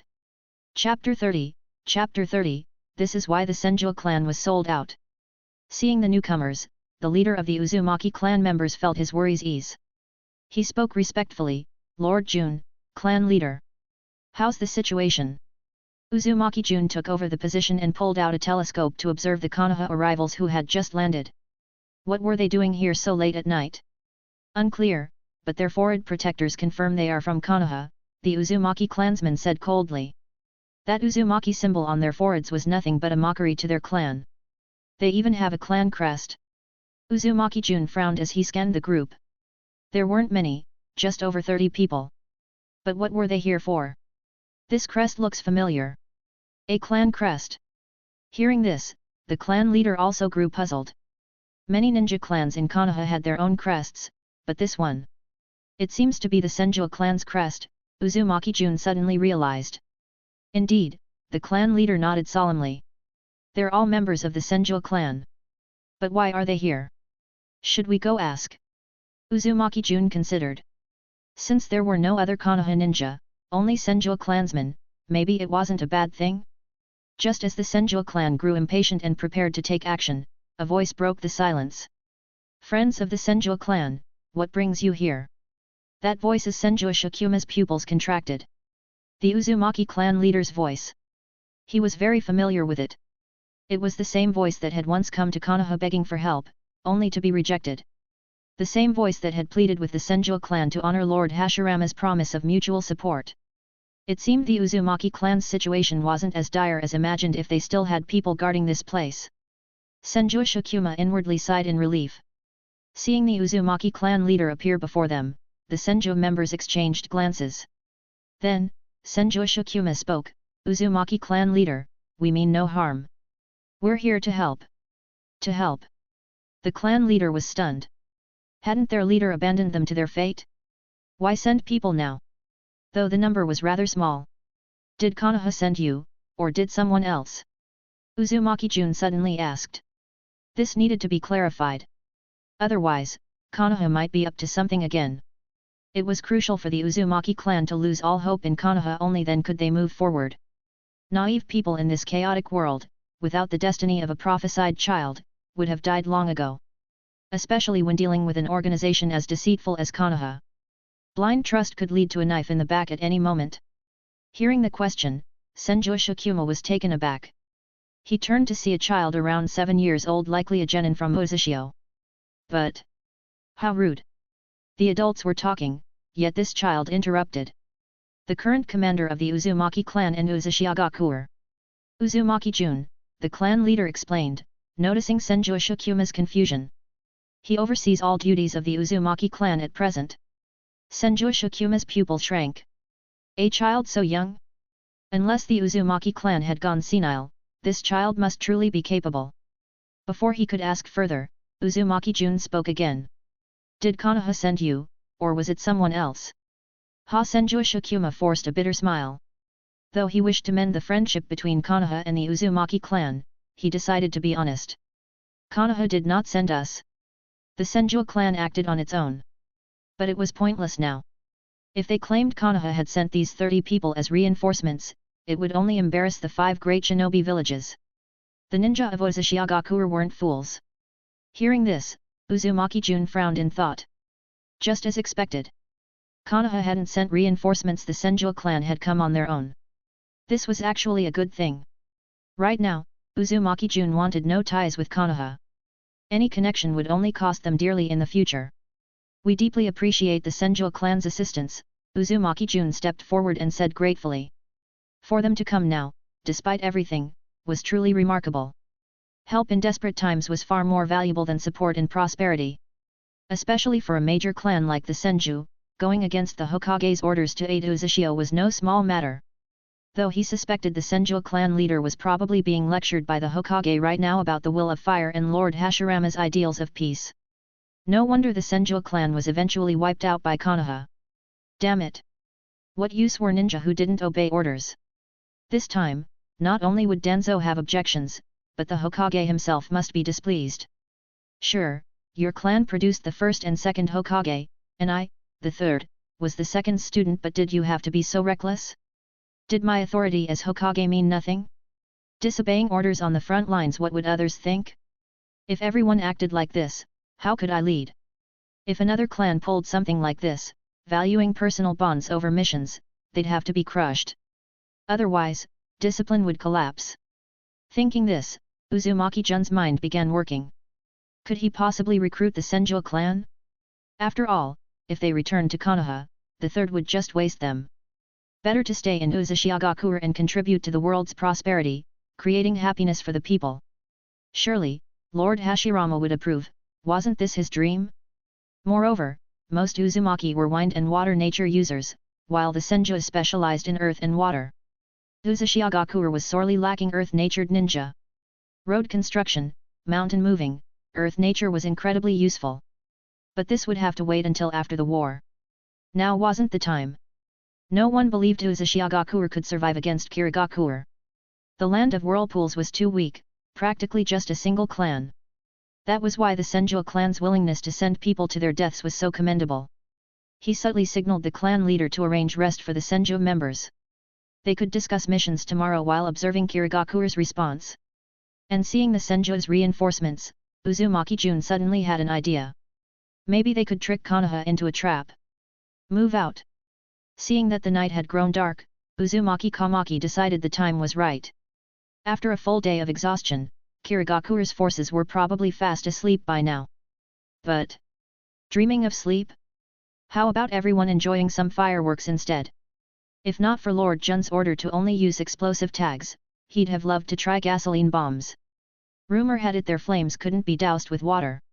A few bottles tossed in the dead of night might just roast the Mizukage alive. The thought alone excited him. Understood. Several Uzumaki clansmen nodded and vanished into the darkness. Hey, Nagisa, what do you think will happen tomorrow? Chapter 31, Anyway, it's your fault now, what are you gonna do? The author has used same name to describe two clans. I will try to reduce this error, but if there is some I missed, inform me. Hazuki clan. Kagaya clan. Jun, what do you think will happen tomorrow? A ninja wearing a Kirigakure forehead protector asked idly while looking around. I don't know. Jun stretched lazily and gazed at the sky. Maybe the war will end tomorrow. The night in Uzumaki wasn't particularly special. Who knew how long this war would last? Maybe. Ike yawned. I thought we could conquer Uzumaki in a single day, but it seems Uzumaki isn't that simple after all. Indeed, any clan that had survived for 1,000 years without being destroyed wasn't so easy to wipe out, let alone Uzumaki, which was established as a country by a single clan. But Kirigakure was stronger. Uzumaki was just barely holding on for a few more days. No matter how powerful the Uzumaki clan was, it was still just one clan. Warmun didn't respond to Ike's words but instead muttered to himself. When will it end? He was already growing tired of war. Soon, Ike leaned against a tree and said. Once the battle in Uzumaki is over, the war will end. Right now, all the major villages are calling for peace. Anti-war sentiment is growing stronger every day, so it won't last much longer. I hope it's as you. But before Mun could finish his sentence. Boom! A deafening explosion suddenly rang out, and a blinding light erupted in the darkness. Damn Uzumaki ninja, it's an explosive tag! Ike shouted when he saw the flames. Enemy attack! Mun immediately snapped out of his daze and stood up, rushing toward the direction of the explosion. Retreat! Seeing that the explosive tag had detonated, Uzumaki Kamaki immediately ordered. He could already sense ninjas rushing toward them. They weren't here to fight Kirigakure head-on, they were just here to set an alarm, telling them to wake up for a midnight bathroom break. Now that they were awake, it was time to leave. Otherwise, what if the Kirigakure ninjas had a bad temper from being woken up? That would be a disaster. Better not risk it. Again. The Kirigakure ninjas were going insane. Who fought a war like this? Throwing a few explosive tags to wake people up and then running away, were explosive tags free or something? Weren't they worried about wasting resources? Was Uzumaki really that rich? Even if they had money to burn, this was just shameless. If wars were fought like this, what was the point of ninjas? Might as well just throw explosive tags everywhere. Especially now, explosive tags, and more explosive tags, yet not a single Uzumaki ninja in sight. Couldn't they see the Mizukage's face turning green with anger? And after finally getting a chance to rest and sleep well, they were woken up the moment they dozed off. Who wouldn't be furious? Hazuki Gengetsu was so angry he wanted to start cutting people down. He suddenly began to wonder if starting this war had been the right decision. Ever since setting foot in Uzumaki, his luck had been terrible. Not only had he nearly exhausted all the cannon fodder, but his fleet was also down to its last ship. By now, Yuki Kioi had probably already returned to Kirigakure and was preparing to criticize him tomorrow. And damn it! If it weren't for the sealing techniques and the research on Jinkraki, who would even come here? The other villages were watching Kirigakure closely, and the only reason they hadn't interfered was because they didn't want the Uzumaki clan to survive. Otherwise, Kirigakure wouldn't have been able to invade Uzumaki so easily. Especially Kanaha. Konoha ninjas were probably already lying in wait, just waiting for Kirigakure to finish off Uzumaki so they could swoop in as righteous saviors and claim the spoils. But what they didn't know was, Kirigakure needed this land, Uzumaki, right next to Kanaha. This invasion was the perfect opportunity to take it. Well? Hazuki Gengetsu asked with a dark expression, turning to the guards. Did you catch any Uzumaki ninjas? No, the Kirigakure ninja shook his head. Just like last time, they ran away after setting off the explosive tags. What the hell was the Uzumaki clan planning? Hazuki Gengetsu was utterly baffled. Just throwing explosive tags without actually attacking, he couldn't figure it out. He had never seen a war fought like this. Was Uzumaki really so rich that they could waste explosive tags like this? Were they just celebrating while they were still alive? Maintain vigilance. Send more patrols to scout the area, Hazuki Gengetsu ordered after a moment of thought. There was nothing else he could do. Yes. Uzumaki Jun naturally wouldn't tell Kirigakure that they were just trying to harass them and had no other plans. Peering through his binoculars, he watched as the Kirigakure camp gradually settled down again, preparing to rest. That wouldn't do. If they didn't stay up all night, how could they be exhausted tomorrow? He turned to Uzumaki Kai beside him and instructed, "Wait a while, then send someone to set off more explosive tags. Same as before, throw them and run." "Yes." Uzumaki Kai replied. Glancing at the clan head, who was currently explaining the situation to the Senju clan, Jun turned his attention back to the Kirigakure camp. Without proper lighting at night, visibility was terrible. It was hard to observe carefully. Once the war was over, maybe he could install streetlights in Uzumaki. This is unbelievable. After hearing the Uzumaki clan head's explanation of the battle situation, Senju Shikuma's face showed disbelief. It seemed they didn't even need his help. His group of 30-plus Jainin probably wouldn't make much difference on the battlefield anyway. Thinking this, Senju Shikuma's face flushed with shame. The clan head seemed to guess what he was thinking and laughed. The Senju clan's willingness to help is already greatly appreciated by the Uzumaki clan. Besides, all of this is Jun's doing. That child. A young man behind Senju Shikuma asked in surprise. But Senju Shikuma immediately glared at him. How could he speak like that? That child was now the leader of the Uzumaki clan and Uzumaki. Show some respect. Couldn't he see the Uzumaki clan members' unfriendly looks? Apologies, Senju Shikuma said quickly. He didn't mean it. It's fine, the clan head waved it off with a smile. Though Jun is young, no one underestimates him. Right now, he is the leader of both the Uzumaki clan and Uzumaki. Hearing this, Senju immediately bowed. My deepest apologies. I meant no disrespect. The Senju clan members all looked shocked. So they absolutely could not underestimate that child. To lead Uzumaki to victory at such a young age, while at such a disadvantage, this kid was definitely extraordinary. No matter, the clan head said dismissively.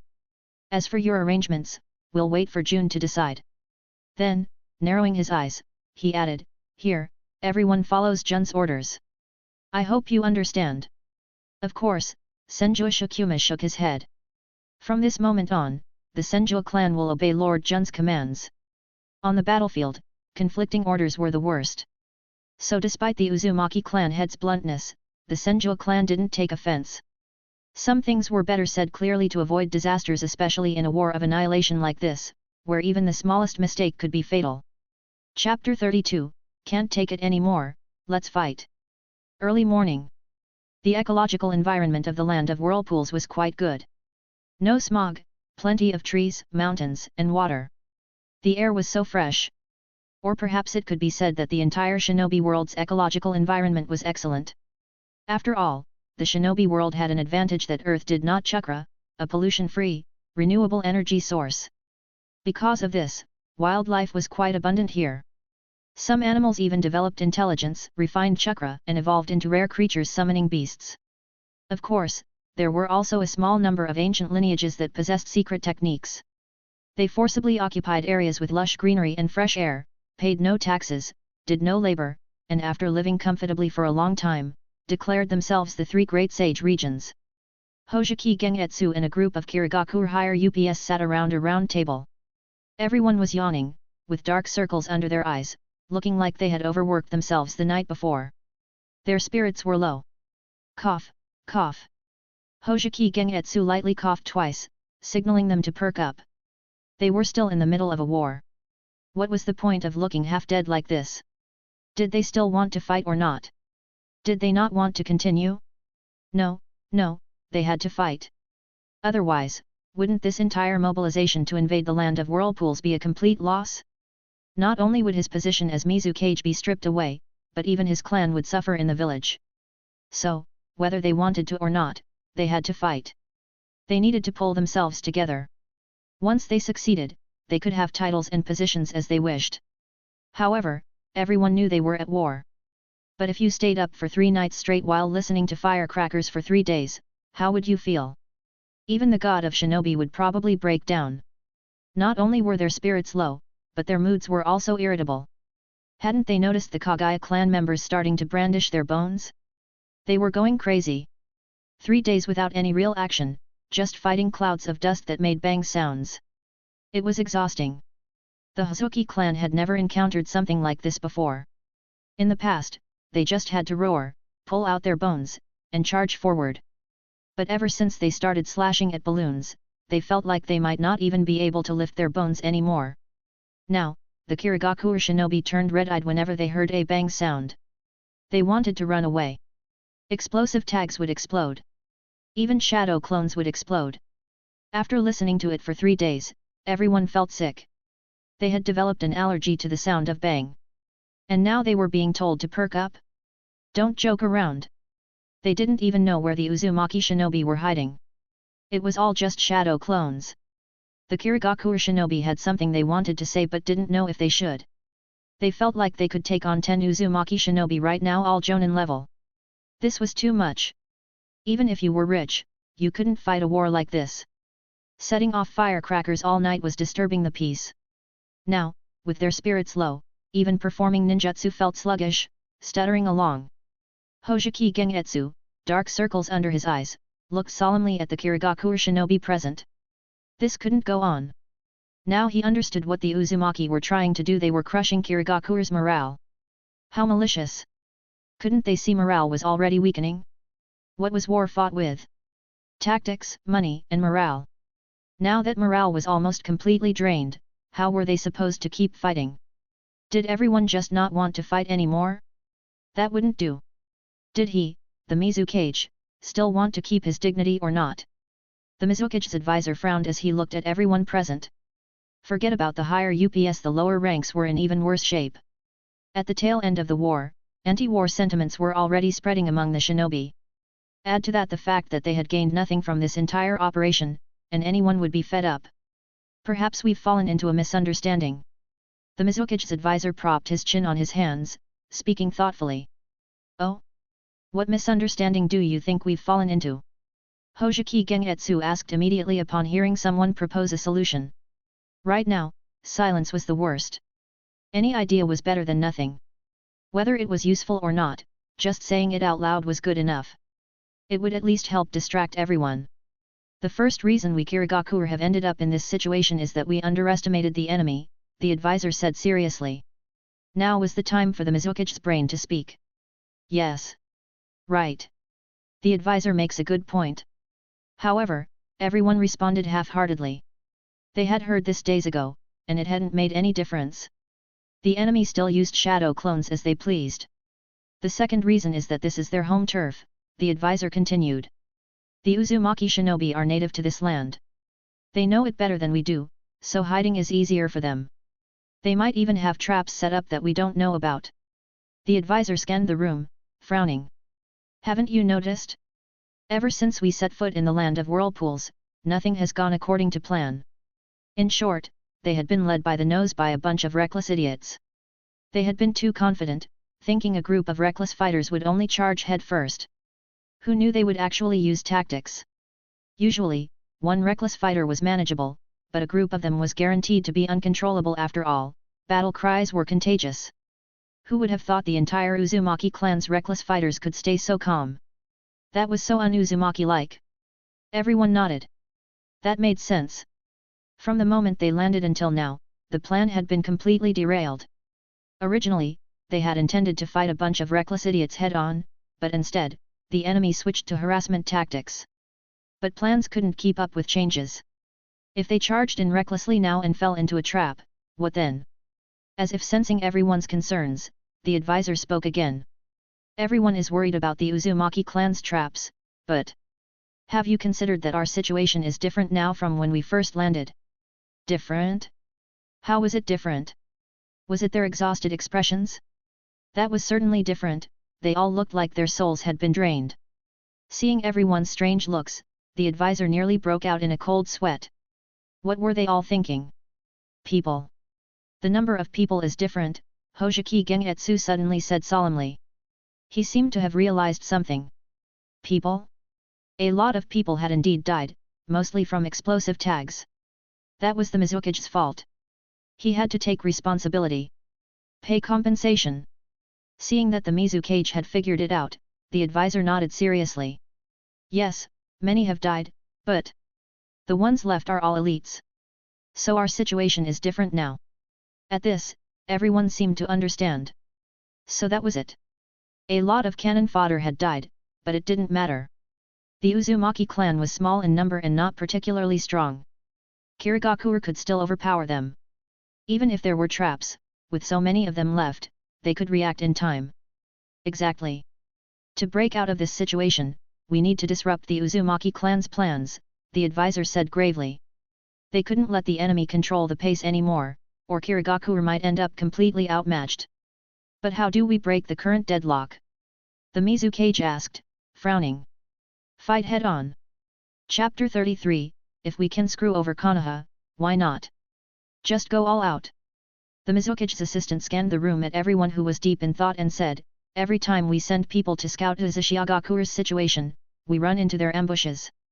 If we send too few people, we get overwhelmed by Uzumaki who outnumber us 2 or 3 times. If we send too many, not only do we become a bigger target and lose stealth, but Uzumaki still sends 2 or 3 times our numbers. This was utterly exhausting. The Uzumaki clan had completely thrown away their dignity. What could they even do about it? No matter how many people they sent, Uzumaki would always send 2 or 3 times more. How were they supposed to fight like this? Send 1 wave, lose 1 wave. Hadn't they noticed that the lower-ranked ninja were already too scared to go out on missions? They hadn't even killed many enemies, yet they were just delivering themselves as easy targets. Even if they died, they wouldn't be recognized as village heroes. What would happen to their wives, children, and parents without support? Their deaths would be completely meaningless. Ninja couldn't afford to die so pointlessly. So, a group of Jainin righteously refused. They wanted to dedicate themselves to more critical hardships for Kirigakure, ensuring every resource was used efficiently, without the slightest waste. In short, they wouldn't go on these suicidal missions with no benefits. Ninja fought for a profit. So, we gather all our forces at one point and crush Uzumaki in one push, the Mizukage's assistant said, word by word. They would just brute force it, concentrating all their power into a single strike. This way, no matter how many ninja Uzumaki had, they wouldn't outnumber Kirigakure's forces. Even if they did, so what? They were just cannon fodder. Even if there were traps. Damn, those hundreds of millions of explosive tags were indeed dangerous. But they weren't afraid. What were they? Jainin. If they couldn't defend, they could dodge. Besides, Uzushio's high-tier combat power was definitely inferior to Kirigakure's. Not counting the Mizukage or the tailed beasts, just the 7 ninja swordsmen alone would force Uzushio to pay a heavy price to resist. I call this plan the spearhead strategy. The Mizukage's assistant crossed his hands and rested his chin on them. No wonder he had become the Mizukage's assistant. It wasn't for nothing. When everyone else was stumped, only he had come up with a solution. It seemed that even if the Mizukage were to be removed this time, he would still be fine. The ninja below frowned in thought, especially Hazuki Gengetsu. They felt the Mizukage's assistant made a good point. Why were they bothering with small-scale skirmishes? Kirigakure had so many people. Instead of holding back, why not just go all out? What were they waiting for? To waste food? Hazuki Gengetsu slammed the table and said fiercely, execute it. Tisk tisk. Uzumaki Jun peered through his binoculars at the Kirinin's camp. Today, they hadn't sent any scouts out. It seemed Kirigakure had finally gotten smarter. But what exactly were they planning this time? Holy shit! Suddenly, Uzumaki Jun saw an overwhelming number of Kirinin pouring out of the camp. A bad feeling rose in his chest. Don't tell me. Why couldn't they just stick to their old tactics? Why gather all their forces now? Were they going for an all-out assault? Pass down the order. Kirigakure has lost patience and is launching their final attack, Uzumaki Jun said solemnly to Uzumaki Kai beside him. Continue using shadow clones, multi-shadow clone jutsu. If they couldn't win in strength, they'd just block the path with shadow clones. With so many people, even just shouting would probably scare the enemy to death. That's why when Naruto used multi-shadow clone jutsu, the enemy's intelligence dropped drastically. It wasn't without reason. Seeing so many identical people was terrifying. If they all shouted, "Call me daddy," the Kirinin would probably be scared stiff. And also, Uzumaki Jun suddenly leaned close to Uzumaki Kai's ear and whispered something. Uzumaki Kai's expression turned strange, and he awkwardly said, "Isn't that a bit too much?" "It's fine. After all, we're eternal allies," Uzumaki Jun replied casually. "Understood." Hearing this, Uzumaki Kai's expression turned serious as he acknowledged the order. Since Kanaha had screwed over the Uzumaki clan, they couldn't blame them for retaliating. Watching Uzumaki Kai leave to carry out the mission, Uzumaki Jun rubbed his chin and glanced subtly at the Senju clan. For the past few days, he hadn't let the Senju ninja go out. They were probably getting impatient. After all, they had come to help fight, not just cheer from the sidelines. Not letting them assist these past few days showed a lack of trust in them. However, Uzumaki Jun had also thought about the Senju clan's role.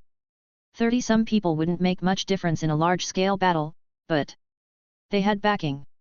As long as they were active on the battlefield, the forehead protectors they wore would tell the enemy they were Konohanin. Even if there were only 30 of them, they were still Konohanin. The Kirinin would see that even Kanaha had come to help. Would they dare to keep invading? Wouldn't they fear Kanaha and Uzumaki joining forces to surround them? Moreover, he had just ordered Uzumaki Kai to arrange for some Uzumaki ninja to disguise themselves as Konohanin without the Senju noticing. As for how the Senju would explain it later, or how Hiruzen Sarutobi would explain it, that wasn't Uzumaki Jun's problem. Besides, weren't the Senju a part of Kanaha? If they said yes, wouldn't they be betraying the first and second Hokage? What? The Senju were indeed part of Kanaha, but they had come to help without orders? Please, Uzumaki was their ally. If they had the ability to help but didn't, wouldn't that be a betrayal of the first and second Hokage's legacy? No matter what, once the Senju clan joined the fight, Kanaha would have no choice but to take the blame. Even if other villages believed Kanaha was heartless enough to not send help, Kirigakure wouldn't buy it. Especially after losing the war, wouldn't they need a scapegoat to demand reparations from? Kanaha had just won the war and was rolling in money. Who else would they demand compensation from if not Kanaha? Uzumaki? Please, they were the invaders. Unless absolutely necessary, Kirigakure wouldn't stoop so low. Did they think Kirigakure had no shame?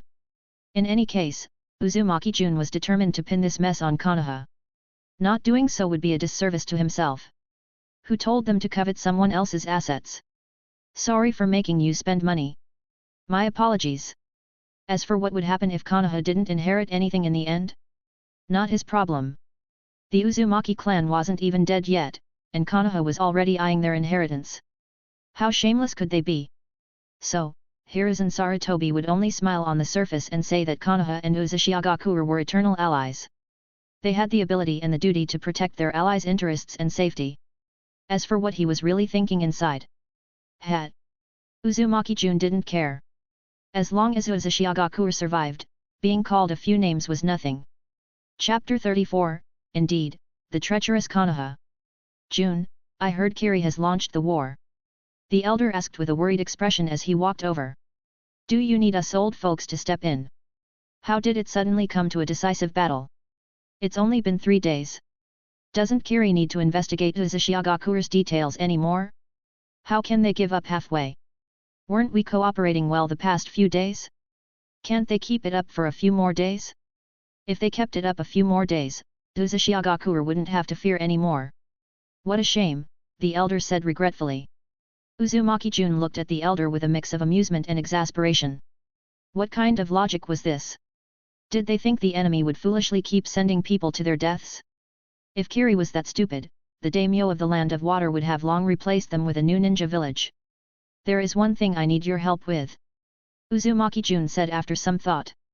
Since Kiri's main forces had set out again, now was the perfect time to raid their rear camp.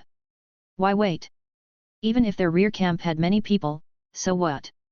They weren't planning to fight head-on. As long as the supplies were there, that was enough. You could run, but the camp couldn't. They just needed to destroy everything. What's the mission? The clan elders eagerly rolled up their sleeves. Who are we blowing up this time? Their camp, Uzumaki Jun said, blinking.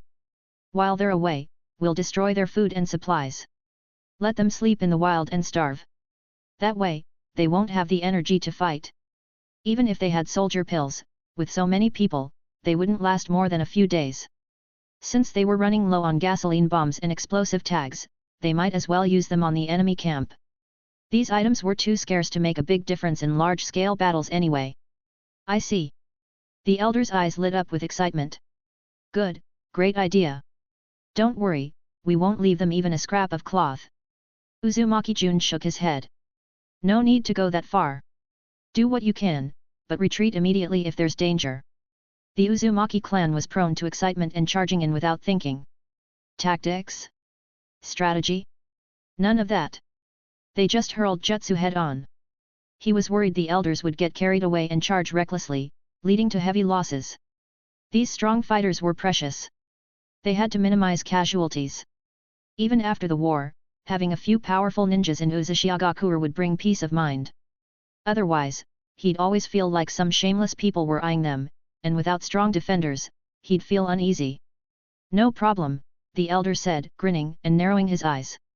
We'll remember your orders. But that expression made him very uneasy. Uzumaki Jun sighed internally. But since the elder had already left to prepare, he didn't say anything more. He glanced at Uzumaki Kai, who had walked up beside him with a strange look. Well? Did you arrange everything? Uzumaki Kai leaned in and whispered, it's done. The Senju clan doesn't know. Uzumaki Jun nodded in understanding. Keep the Senju clan on the other side, away from them. Since he planned to recruit the Senju clan into Uzumaki, tricking them a little was fine. Consider it their contribution to the nation. Besides, if he didn't intervene, the Senju clan would probably be sold out by Kanaha anyway. Hashirama and Tobirama would probably thank him. Prepare to move out. Use shadow clones. Kill if you can, but don't force it if you can't, Uzumaki Jun said. Yes. Remember, our mission is to charge forward, Hazuki Gengetsu said, looking at the assembled ninjas with satisfaction. With such forces, how could Uzumaki not fall? Destroy everything in front of you. Ignore Uzumaki schemes. This wasn't the land of water. Destroying things here didn't matter. If not for the fear of being mocked by the ninja world for bullying a small nation, he would have already unleashed the tailed beasts. Unless absolutely necessary, he wouldn't use them. Resealing them was too troublesome. Who knew if the tailed beasts would fire a tailed beast bomb at their own side? Killing 1,000 enemies at the cost of 800 allies was too stupid. Yes. Hazuki Gengetsu turned to Hoshigaki Fukiki, the first wielder of Same Hata. You guard the right flank. Don't let Uzumaki strong fighters ambush us. He was nervous. Even if Uzumaki didn't have many strong fighters left, accidents could happen.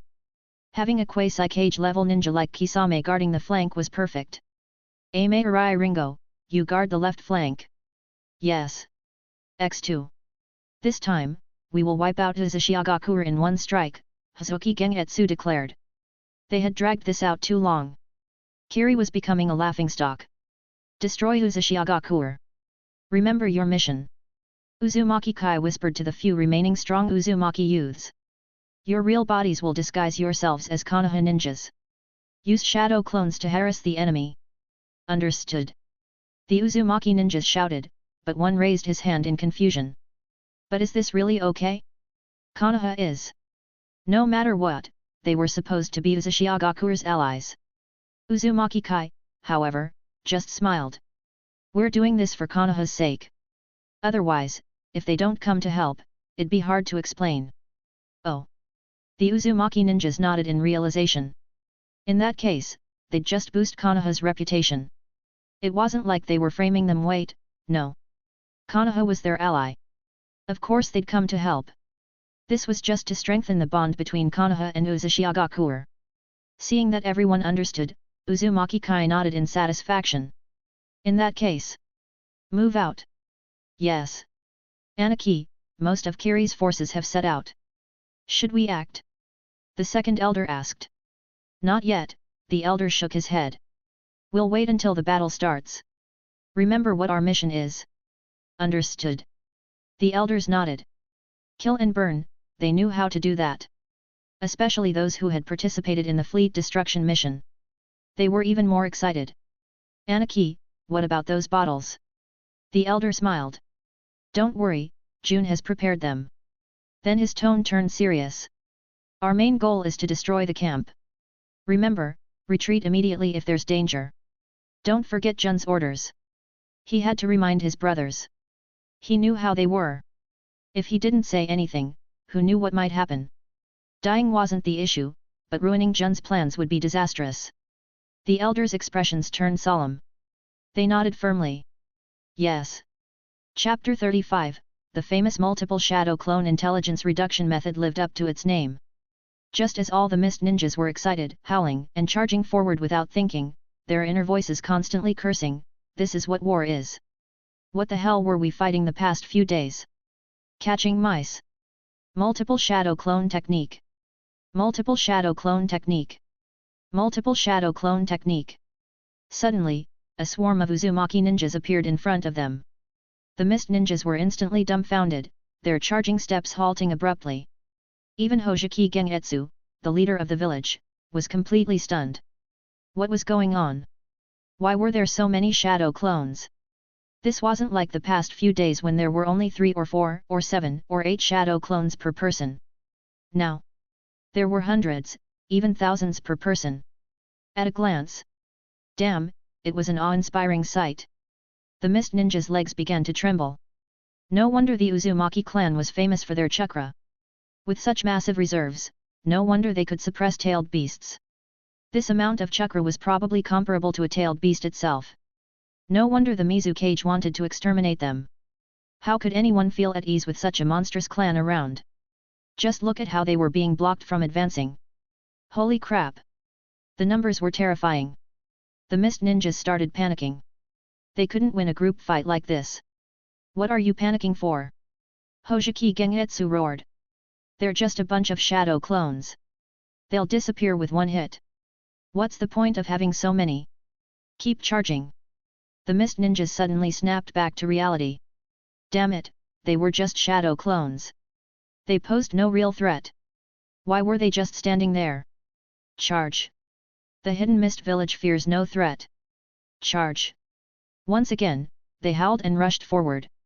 No matter how many times I see it, it's still so spectacular. Uzumaki Jun murmured as he gazed at the mountains and forests filled with red-haired Uzumaki clansmen. Seeing it in person was truly terrifying. No wonder it reduced their intelligence. If this were the World Cup or any other competition, Uzumaki wouldn't have to worry about lacking fans. After all, one person could outnumber hundreds or even thousands of others. They could just cheer for themselves. However, among the sea of red-haired Uzumaki, there were also a few with black hair, some from the Senju clan, and others. Uzumaki clansmen in disguise. They stood out starkly in the sea of red. Uzumaki Jun turned his gaze toward Kanaha and muttered, I'm helping you protect your reputation. No need to thank me. Achoo.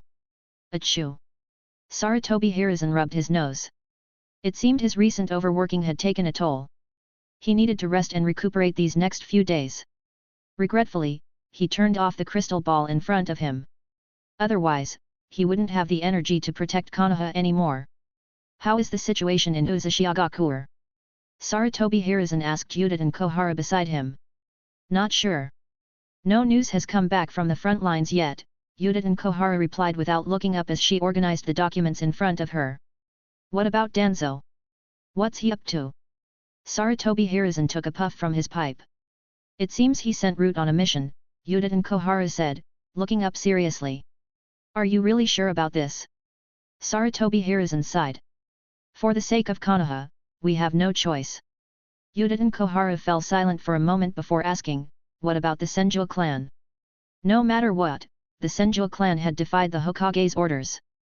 If no punishment was given, while the villagers might not openly complain out of respect for the first and second Hokage, they would still feel uneasy. Sarutobi Hiruzen took a long drag from his pipe and said wearily, do you have any suggestions? Ayuda and Koharu opened her mouth but didn't know what to say. After all, the Senju clan was their teacher's family. Let's talk about it later. Sarutobi Hiruzen set down his pipe and rubbed his temples. We'll deal with it after the war. What's the situation with the other villages? Kirigakure. Move out. Seeing the battle had begun, the great elder shouted excitedly. Be careful. Yes. The clan elders responded. Who knew that sneaking around and launching surprise attacks could be so fun? Meanwhile, at the Mist Ninja camp. Enemy attack. A patrolling Jonin spotted figures jumping around, throwing strange bottles and explosive tags everywhere, and immediately shouted. Damn it, were the Uzumaki clan causing trouble again? Did they really think the hidden Mist ninjas were pushovers? Furious, he rolled up his sleeves, ready to fight, only to realize. Crap, this time it wasn't shadow clones, and they still weren't killing anyone, just tossing explosive tags everywhere. Damn it! Suddenly, a Jonin noticed flames in one direction and yelled, the food storage. Damn it, the Uzumaki ninjas are attacking the camp again. The Mizukage's aide seemed to notice something and glared at the camp behind them, roaring angrily, the camp is on fire. Hojiki Gengetsu turned around at his aide's words and instantly flew into a rage. Did Uzushiagakure look down on him as Mizukage? Instead of focusing their forces to fight him head-on, they were launching sneak attacks. But by now, it was too late to send reinforcements. Gritting his teeth, he roared, ignore it. Destroy Uzushiagakure first. As long as we destroy Uzushiagakure, it'll be fine. There was no turning back now. They had to crush Uzushiagakure first. But the shadow clones were too many. Though they posed no real threat, they were blocking the way, packed densely like dumplings in a pot, squeezing against each other. And every time they destroyed some, the Uzumaki clan just summoned more. After all this time, the number of shadow clones hadn't decreased at all. At this rate, how long would it take to destroy Uzushiagakure? Damn it! Suddenly, a cry came from the right flank. Hojiki Gengetsu turned to look. It was Hoshigaki Fugaki. We've been tricked. There are Kanaha ninjas here. Kanaha. Hojiki Genjutsu's heart skipped a beat. Was this really a trap set by Kanaha and Uzushiagakure to ambush the hidden mist? But his doubts were quickly dispelled by Ame Arai Ringo's shout from the left flank. Kanaha. It's the Senju clan. Ame Arai Ringo yelled in alarm. Everyone, be careful. Hojiki Gengetsu was enraged. Even the Senju clan was here? So they really had fallen into a trap. What a despicable move by Kanaha, pretending to ignore Uzushiagakure and even welcoming others to invade, while secretly sending reinforcements. Damn it, Kanaha was pushing him too far. Hojiki Gengetsu turned to his aide and bellowed, release the tailed beasts. Release the tailed beasts now. To hell with it. No matter what, Uzushiagakure had to be destroyed. Let Sarutobi Hiruzen's plan fail this time. And let Kanaha lose a batch of Jonin too. Did they really think the Mizukage had no pride? Damn it! Release all the tailed beasts. Roar! Uzumaki Jun stared blankly at the two giant beasts that had suddenly appeared below and sighed helplessly. I knew it would come to this in the end. Chapter 36, I'm panicking too. What should I do? The Shadow Clone technique is a ninja technique that uses the user's chakra to materialize illusions, creating tangible clones with a portion of the user's chakra. Materialization. Sounds awesome, right? But it's just a support technique. Aside from studying, calling family members, or making up numbers for card games, these clones basically shatter at the slightest touch. So, if these shadow clones get caught in the aftermath of a tailed beast's rampage, they'll probably be wiped out in an instant.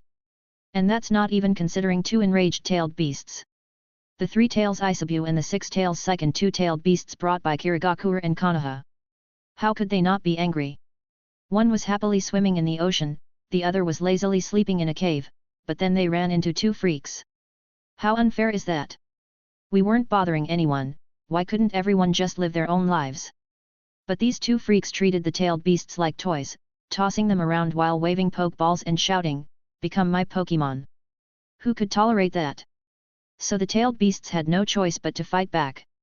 Tailed beasts will never be slaves. But then, damn it, these 2 idiots were actually so strong. In the end, the tailed beasts got sealed inside those dark, cramped, sunless pokeballs. They were promised a 3-bedroom home with beds, sunlight, internet, and good food, but they got scammed. And the worst part? They were sold off like livestock. If you want to bring peace to the ninja world, you can't just treat us like nuclear weapons. We have thoughts and feelings. We're rare, ancient beings that have lived for thousands of years, and this is how you treat us? How could we not be furious? So when Isabu and Seiken burst out, they didn't say a word. They just fired off a tailed beast bomb first. Who cares if you have red hair or long black hair? If you're human, you're a target. Uzumaki Jun frowned as he watched the destruction below. In his original world, this would definitely be reported to the United Nations and the International Environmental Protection Association. Damn it, even if it's not your land, you can't just wreck it like this. But right now, he had no idea what to do. He couldn't fight the tailed beasts. Not just him, even the Mizukage would struggle against 2 tailed beasts. What was Kirigakure thinking? Summoning tailed beasts just to release them? Without the god of shinobi, how were they planning to seal 2 tailed beasts? Or were they planning to recapture them one by one later? Right now, the only option was to throw bodies at the problem. But without cage-level fighters, relying on just a few Jainin to take down tailed beasts was a joke. By the time they were done, most of the Uzumaki clan would be wiped out, perfectly setting things up for Kanaha to adopt orphans and inherit the remains. Damn it, was there any way out of this? Uzumaki Jun furrowed his brow and asked the system in his mind. Right now, his only hope was his cheat ability. He could only pray it was reliable. Please wait, the system's electronic voice responded. It seemed that when the host was in trouble, the system was actually quite. Current reputation points have reached 1.1 million. Searching for solutions now. A million? When did that happen? Uzumaki Jun was confused. It had only been a few days. Had it really grown that much? War really was the best way to farm reputation points. Recommendation: exchange for the Flying Thunder God technique. If you can't win, you can still run, the system's electronic voice finally spoke up. But this solution. You want me, a transmigrator, to run away? Uzumaki Jun was speechless. That really was an option. This is the best solution at the moment. Even if you raise your chakra and ninjutsu to cage level now, you still won't have the necessary abilities. Why not? No reputation points left to exchange for ninjutsu. Damn it, that was true. Uzumaki Jun was at a loss. Would he really have to take Kushina and wander the world? Or maybe find Nagato's mother, become Nagato's uncle, and lead them to form the biggest underworld organization in the ninja world?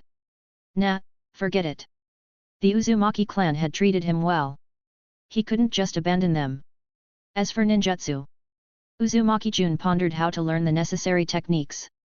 If he could raise his ninjutsu and chakra to cage level, any technique he learned would instantly reach proficiency. But to fight tailed beasts, he'd need at least S-rank or forbidden techniques. Even if he found them, learning S-rank techniques wasn't easy. Should he ask the Uzumaki clan to hold the line for a few days? No way, by then, he'd be using the multiple shadow clone technique to collect their corpses. Wait. Suddenly, Uzumaki Jun's expression turned strange. Didn't he already have a forbidden technique? Exchange for the Flying Thunder God technique. He silently commanded. The Uzumaki clan members were also thinking, what the hell is Kirigakure doing? They were just a small country, a small clan. Was this really necessary? If you can't win, you call in the tailed beasts? As one of the 5 great shinobi villages, do you even have any shame left? Watching the Uzumaki shadow clones get wiped out left and right by tailed beast bombs and swipes of tails, their numbers visibly dwindling, they felt a chill in their hearts. Their chakra recovery couldn't keep up with the tailed beasts' destruction. Even though the tailed beasts attacked indiscriminately, taking out Kirigakure ninja too. They were different. Kirigakure could afford the losses, but Uzumaki couldn't. And since Kirigakure was the invader, if the tailed beasts went on a rampage, Uzumaki ninja and civilians would be exposed. Then it would truly be over. So, while Kirigakure could retreat, Uzumaki couldn't. Uzumaki Kai glanced toward Uzumaki Jun, then at the tailed beasts wreaking havoc on Uzumaki's land. Gritting his teeth, he shouted, "We can't let this continue." With that, his real body leaped into the battlefield, charging straight at the tailed beasts. All the hiding Uzumaki clan members stared in shock at Uzumaki Kai's charge, their hearts filled with confusion. What was he doing? Was he? Their hearts swelled with respect. Was he going to fight the tailed beasts? So brave! Truly an Uzumaki clansman. Just as they were about to roar and charge out with him, they saw Uzumaki Kai roar at the tailed beasts. Ah! What was he doing? Trying to scare them off? Then, golden chains burst from Uzumaki Kai's body. From a distance, Uzumaki Jun's eyes widened in shock. That's the adamantine sealing chains. The Uzumaki clan's unique sealing technique, adamantine sealing chains. In the ninja world, there were two known methods to suppress tailed beasts, the Uchiha clan's Manjiki Sharingan, and the Uzumaki clan's chakra. The adamantine sealing chains were the ultimate expression of the Uzumaki clan's massive chakra reserves, binding tailed beasts tightly and rendering them immobile. Hadn't Kushina, fueled by maternal love, unleashed this technique in her weakened state and easily subdued the nine tails? And Karin? Well, let's not talk about that obsessive girl. Seeing this, Uzumaki Jun suddenly felt like they might actually have a chance. Chapter 37, Better one beast in hand than nine in the forest. Adamantine sealing chains. All members of the Uzumaki clan immediately understood when they saw Uzumaki Kai use this technique. The Uzumaki clan's sealing technique, designed to suppress tailed beasts, instantly galvanized everyone. They exchanged glances and roared, shouting for Uzumaki. As they charged into the battlefield, they knew the Kirigakure shinobi would never stand by and watch the tailed beasts get bound by chains. They would surely attack. Adamantine sealing chains. Another person used the adamantine sealing chains on the six tails, Seiken, immobilizing another tailed beast. However, as expected, the Kirigakure forces would not stand idly by while the tailed beasts were restrained. Under Hazuki Genjutsu's orders, they launched a full-scale assault. Damn it, this time the Uzumaki wouldn't be playing cat and mouse, would they? Hazuki Gengetsu glared furiously at the Uzumaki clan, who had finally revealed themselves in full force. Now was the time for Kirigakure to settle old scores, vengeance would be theirs. He refused to believe the Uzumaki still had that many explosive tags left. Even if they did, couldn't they just retreat? Moreover, seeing the Uzumaki clan's ability to bind tailed beasts filled him with dread. No wonder the entire shinobi world turned a blind eye to Kirigakure's invasion of Uzumaki, even seeming to welcome it. This ability was terrifying. They could actually suppress tailed beasts. The only reason the Uzumaki clan wasn't more feared was their lack of cage-level shinobi. Otherwise, a single Ultra S-rank jutsu would be enough to make even a tailed beast suffer. So, Hazuki Genjutsu's eyes hardened with ruthless determination. Annihilate the Uzumaki clan. If they succeeded, Kanaha would never be able to provide the Nine Tails with a luxurious prison again. Then, all villages would be on equal footing. Understood. The Kirigakure shinobi surged toward the Uzumaki forces. The Uzumaki, however, were not about to wait passively for death. They immediately used the multiple shadow clone technique to block the enemy. Honestly, His Highness Jun's tactic was incredibly effective. What do we do now? The clan leader watched the chaotic battlefield with deep concern. These are tailed beasts. The elders sighed. It's time for us old folks to step up. All the elders fell silent. They understood the elders' meaning. This was a call for them to stake their lives, to fight for the future of the Uzumaki clan and Uzumaki. The elders' eyes burned with resolve, as if to say, bring it on. So what if they were tailed beasts? So what if it was Kirigakure? Uzumaki had never feared anyone. I wonder how little Jun is doing. The elder gazed at the chaotic battlefield, his heart heavy with worry. He had gone to check the hiding place earlier but found no trace of Uzumaki Jun. Anxiety gnawed at him. He prayed nothing had happened to the boy. Jun, it's Jun. Suddenly, the second elder pointed in a direction and exclaimed, he's over there. The clan leader and the other elders immediately followed his finger, their hearts seizing with fear. What the hell is that brat doing there? Uzumaki Jun exchanged for the Flying Thunder God technique and then purchased several specially crafted shuriken from the system. Damn, they cost 10,000 each, ridiculously expensive. But this was an emergency. He had no time to waste. After completing the exchange, he immediately flew toward the battlefield. Frowning at the Kirigakure shinobi charging forward, he then saw the Uzumaki clan members recklessly rushing in with their real bodies, roaring like madmen. His heart sank. Hadn't he gone to great lengths to ensure so many Uzumaki survived? And now they were just throwing themselves into battle like idiots. What if too many died? But then, he saw them using shadow clones and felt a flicker of relief. At least he had managed to train these stubborn warriors to use shadow clones even if they were still stubborn warriors. Seeing the two-tailed beasts immobilized, he knew he only had one Ultra S-rank jutsu at his disposal. He could only take down one.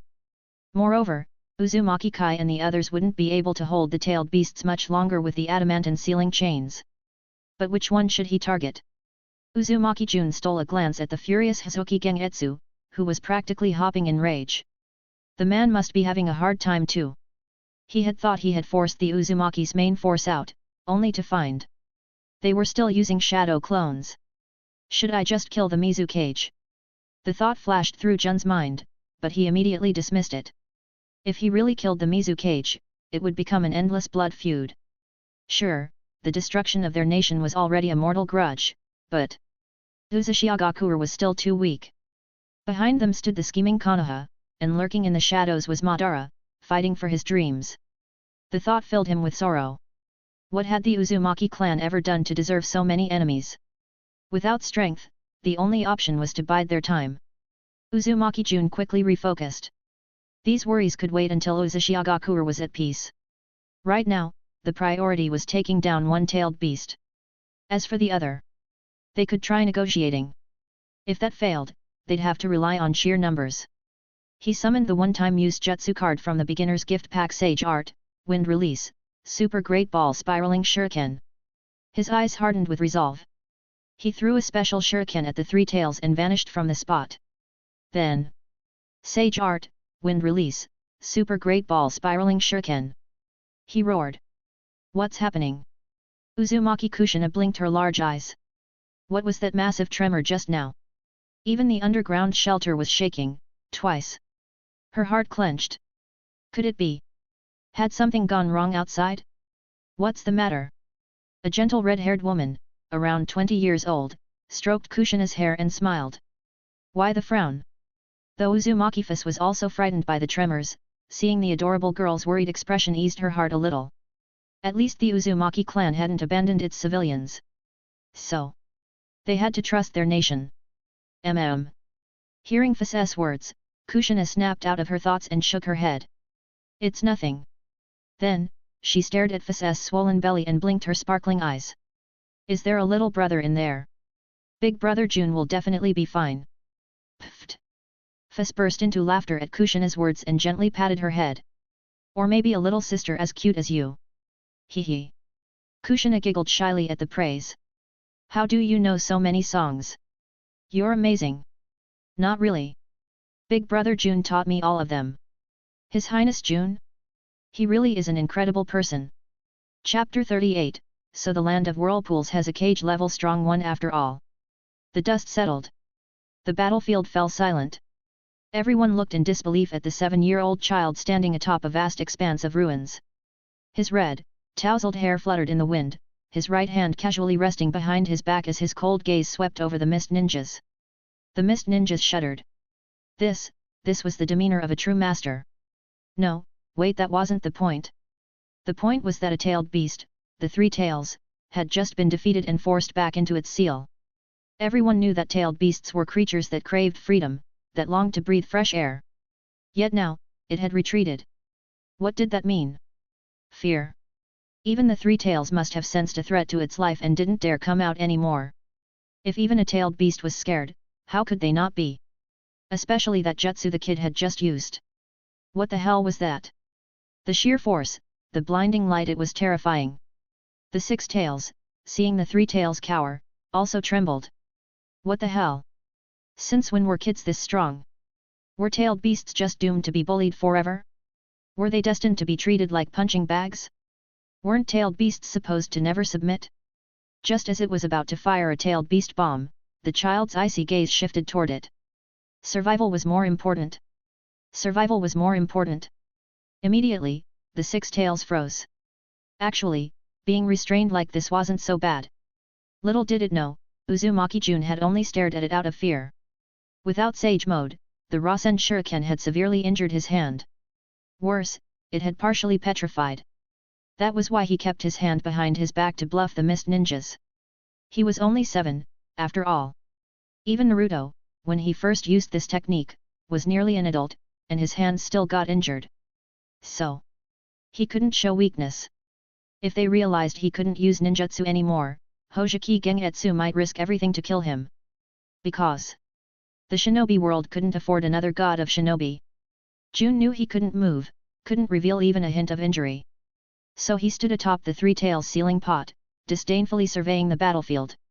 Damn it, where were the elders and the clan leaders? Why weren't they coming to help? And the other Uzumaki clansmen, why weren't they rushing to his aid? Had their recklessness taken over again? They were all just staring at him in awe and disbelief. His right hand hurt so much he couldn't even use the Flying Thunder God technique to retrieve a kunao. Without someone blocking the line of sight, how could he turn around? What if they noticed the side effects of his jutsu? He had to keep bluffing. No matter what, he had to bluff. If he succeeded, the war would end. If he failed, the mist would go berserk trying to kill him. Unbeknownst to him, the entire Uzumaki clan was stunned. Their young lord was this powerful? If that was the case, why fear the hidden mist? They could just crush them outright. Bind the tailed beasts with adamantine sealing chains, then let Jun finish them off, one move per beast. Hell, maybe even the Mizukage. The Uzumaki clan members glared at Hoseki Gengetsu with ill intent. Maybe they could kill him? The thought was exhilarating. The land of whirlpools had a cage-level fighter again, and he was only 7. Who could say Jun wouldn't become the next god of shinobi? No wonder Jun wasn't afraid of the mist. He was just too strong. He didn't even see them as a threat. Hadn't they already wiped out so many mist ninjas with minimal Uzumaki casualties? So, the Uzumaki clan grew arrogant. Their eyes burned with bloodlust as they stared down the mist ninjas, itching for a fight. Jun's eyelids twitched. Were these idiots really about to charge in? He only had one shot with that technique. Another was impossible. They couldn't just throw away their lives like this. He'd worked too hard to build up their strength. Calm down. Was living not good enough? Meanwhile, the mist ninjas were terrified. The Uzumaki's stares were terrifying. At first, they would have welcomed it. This was the Uzumaki they knew. They'd have taunted them, come fight. Don't be cowards. But now, it was horrifying. Even a 7-year-old Uzumaki was this monstrous. And that jutsu that instantly reached the tailed beast. A space-time ninjutsu? If so, numbers meant nothing against him. Even the Mizukage was staring at the boy warily, not daring to act recklessly. Hoseki Gengetsu watched Jun in shock. This 7-year-old was cage level. Undoubtedly cage level. With space-time ninjutsu and that horrifying technique, one that could even defeat a tailed beast, this kid was a nightmare. And his massive chakra and vitality. A 7-year-old with cage-level strength? He was practically the next god of shinobi, maybe even worse than Hashirama. Hashirama hadn't been this strong at 7. Damn it, why hadn't the Uzumaki revealed they had a cage-level fighter? This was a trap. And using tactics like shadow clones and deception, what kind of cage-level fighter resorted to such underhanded methods? A real powerhouse should fight head-on. And no space-time ninjutsu. So Gengetsu stayed put. That deep gaze, that cold smile, this kid was terrifying. Even if he attacked, he probably couldn't land a hit. Better to wait and see. If Jun knew what Gengetsu was thinking, he'd spit in his face. Why not go wrestle the Raikage instead of picking on a 7-year-old? Shameless. Seeing the elders gather around him, Jun relaxed slightly. Expressionless, he walked to the head elder and whispered, "Seal the 3 tails." Retreat. The elder's eyes narrowed, but he gave a subtle nod. Though he didn't understand why they'd retreat at such an opportune moment, he could tell something was wrong with Jun. Then, where the mist ninjas couldn't see, Jun activated the Flying Thunder God technique. The Raisin Shuriken's backlash was agony. He needed medical treatment immediately. But before leaving, there was one last thing to do.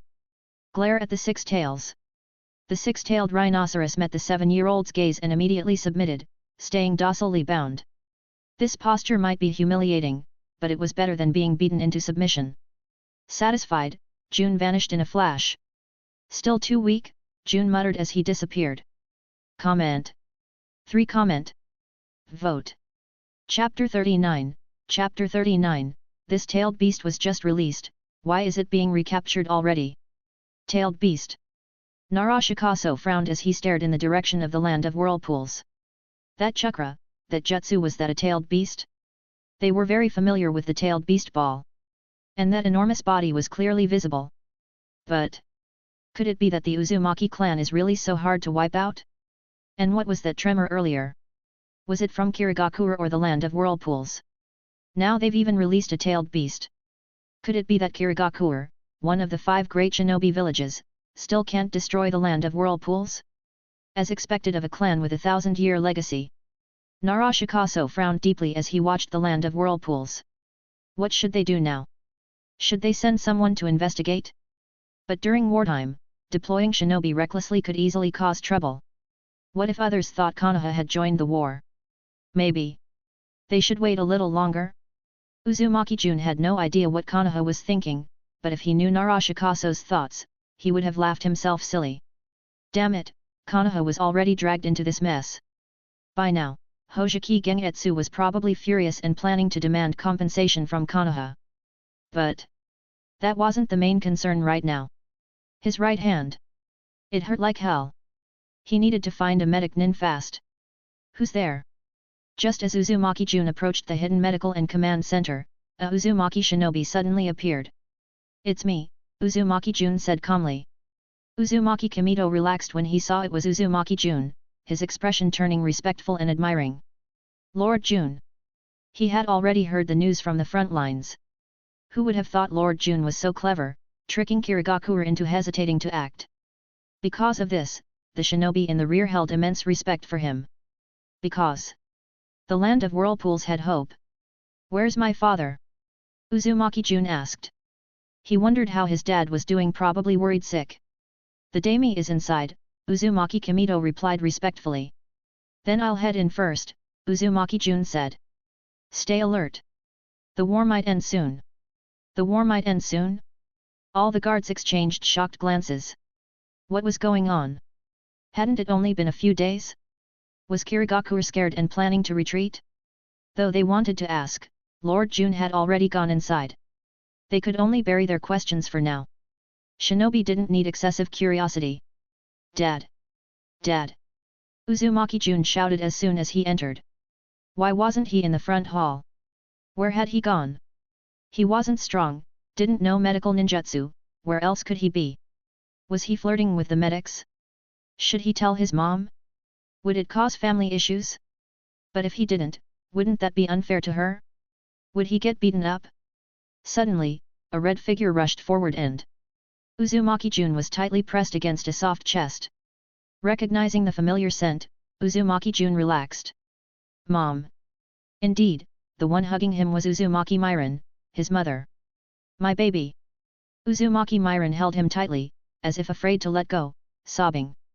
It's all your father's fault for being so useless, otherwise. Mom, let go, let go. Uzumaki Jun struggled in her embrace. Not only was it hard to breathe, but his right hand was also being squeezed painfully. He felt his right hand had suffered secondary damage. Now it hurt even more. The daime, who had been standing awkwardly nearby, noticed Uzumaki Jun's pained expression and quickly called out, Miran, Miran, let go. Jun looks like he's hurt. Uzumaki Miran immediately released him in a panic. Medic, medic, get a medic. Finally able to breathe, Uzumaki Jun took a deep breath. It's fine, just a minor injury on my right hand. How is it fine? Uzumaki Miran refused to listen, grabbing his right hand angrily. What happened? How did you get hurt so badly? Uzumaki Kyoko, hearing the call for a medic, rushed over. Seeing Uzumaki Jun injured, she anxiously rolled up her sleeve and offered her arm. Lord Jun, you're hurt? Bite me, and you'll heal. Uzumaki Jun gave her a surprised look, but the pain in his right hand was unbearable. Without hesitation, he gently bit her arm. To be honest, as a twice-lived virgin, biting a girl's arm made him a little shy. Uzumaki Miran, who had been furious just moments ago, found the sight amusing and studied the two children with interest, especially scrutinizing Uzumaki Kyoko.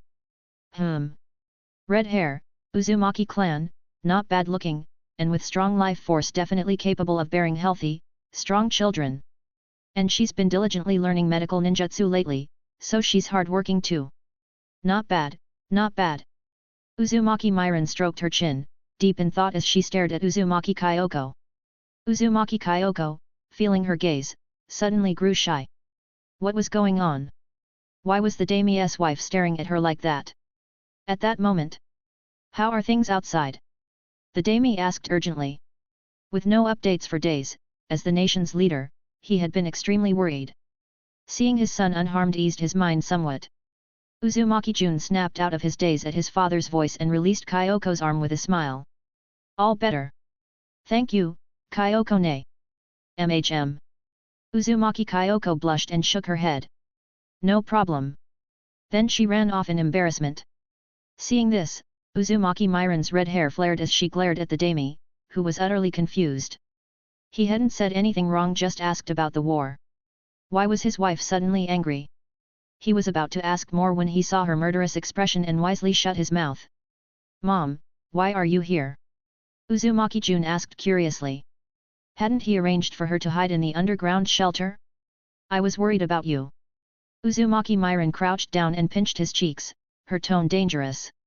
Recognizing that tone, Uzumaki Jun immediately stopped asking. If he pressed further, he'd get smacked. Clearly, his arrangements hadn't sat well with her. He turned to his father.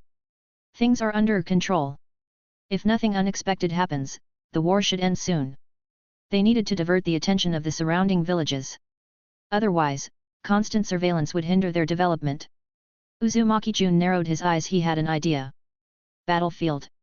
Following Uzumaki Jun's instructions, after a brief standoff, the Grand Elder shouted, "Everyone, retreat!" He didn't understand the reasoning, but since Uzumaki Jun hadn't made a single misstep so far, there must be a purpose to this. He wouldn't interfere. Yes. All Uzumaki clansmen responded. Victory! Victory belongs to the land of whirlpools. They cheered inwardly. Thank you all for your support. Chapter 40, Kaguya. Seal the three tails, then retreat immediately, the Great Elder said, looking at the other clan elders. Although they were surprised by why Jun had suddenly become so strong, they did not feel too much curiosity to ask. As long as they knew he was their clansman, the one who would lead the Uzumaki clan and the land of whirlpools to greatness, that was enough. The Great Elder stared deeply at the released six tails. He did not understand why Jun had ordered them to stop restraining it. After all, tailed beasts were terrifying creatures. They knew this well. Only two people in the entire shinobi world had ever been able to fight a tailed beast alone. But he still made the clan members follow the order. After being freed, the six tails did not move recklessly because that kid had warned it before leaving. That terrifying gaze, that horrifying jutsu. What if he suddenly teleported back and hit it with another attack? It was entirely possible. He had the Flying Thunder God technique. The six tails hadn't had enough fun yet. Why would it want to return to the seals so soon? On the side of the Mist Shinobi. What the hell? They're retreating? Seeing the Whirlpool Shinobi's actions, the Mist Shinobi panicked. Moreover, the tailed beast was about to be captured by someone else. This was a major incident. Imagine your own nuclear weapon being stolen, wouldn't you panic? Especially Hojiki Gengetsu. Not only had they failed to conquer the land of whirlpools, but their fleet had been destroyed, and now even the tailed beast was being taken. This was a devastating loss for Kirigakure. A loss so severe it would cost the Hojiki clan their lives. He immediately shouted, "Retrieve the tailed beast! Sealing team, retrieve the tailed beast!" He no longer cared about the hidden child. They had to get the tailed beast back immediately. So what if you had the Flying Thunder God technique? Come and kill me if you dare. Otherwise. Damn it, this is terrifying. That kid didn't use that jutsu on the six tails, which means it must be difficult to perform. As long as it wasn't an instant kill move, it was fine. As for the six tails. Damn it, it was Kirigakure that had caused it to end up like this. So it charged straight at the Mist Shinobi and fired a tailed beast bomb at them. Tailed beasts will never be enslaved. The tailed beast had gone berserk again. Although most of its attacks were aimed at the Mist Shinobi, the area of effect was too large, and some Whirlpool Shinobi were injured. Still, they followed the Elder's orders, left behind shadow clones, and retreated quickly. Their Lord Jun was so formidable. If he gave such an order, there must be a reason. Retreat! Retreat! Retreat! As they ran, they shouted excitedly. The land of whirlpools was definitely going to win. They refused to believe Kirigakure would dare release the tailed beast again. And if they did, it would just be another one of Lord Jun's jutsu. But if they didn't? Lord Jun was so powerful, at least on par with the Mizu Cage. So how could they not win? The Uzumaki clan had finally produced a cage-level shinobi. Would they start calling Lord Jun the Whirlpool Shadow? That sounded great. Maybe Uzumaki could become the sixth great shinobi village? The thought alone was thrilling. The main storyline of Naruto is essentially about an unfilial son imprisoning his beautiful mother, and a devoted orphan embarking on a journey to save her. Setting aside the embellishments and biases, and viewing it from an outsider's perspective, it's clearly a touching tale of filial piety in the shinobi world. Just think, if Black Zetsu hadn't been so stupid, would things have turned out so badly? He should have framed the narrative from the perspective of the victim from the beginning. If the script on the stone tablet had been written like this. In ancient times, there was an evil god, the Sage of Six Paths, who imprisoned a benevolent deity. Just before she was sealed away, she left behind a hope: her child. Only when her child gathered the nine-tailed beasts could he defeat the Sage of Six Paths, rescue his mother, and bring peace back to the shinobi world. Along the way, he would gather a group of righteous comrades to help him defeat the Sage of Six Paths. With a story like that, people like Madara, Nagato, and Obito wouldn't have needed any convincing. They would have willingly helped him. Even self-proclaimed righteous allies would have gladly joined the cause. Then, after rescuing Kaguya, they could lead an army of justice to reclaim the shinobi world. Just thinking about it is exciting. Damn it, framing yourself as the mastermind and the villain from the start, how could you possibly succeed? And Uzumaki Jun didn't understand why Madara believed that taking back chakra and restoring the world to its original state would bring peace. History has shown that unless resources are infinite and everyone is equal, true peace is impossible. But chakra could have slowly made that dream a reality. Why take it away? What is chakra? It's a clean, renewable energy source. And almost everyone has chakra, even if the amount varies. Yet someone actually wants to destroy it. Don't joke around. Are fossil fuels like oil and coal better? Do you want smog or desertification? But Uzumaki Jun knew this reasoning wouldn't work on Madara because Madara had an idiot giving him advice. As for Kaguya, if you could suppress her and make her understand that aliens are nothing, they could be dealt with easily, without needing to gather all the chakra to fight them, she might calm down and negotiate. After all, she couldn't win anyway. So there was no need to bully her. Think about how pitiful she was. In her naive years, she met a scumbag, the #1 scumbag in the shinobi world. Because he couldn't defeat someone, he actually handed his wife over to others. If someone like that existed in the real world, they wouldn't survive past the second day. The only way to keep him alive would be to send him to Thailand.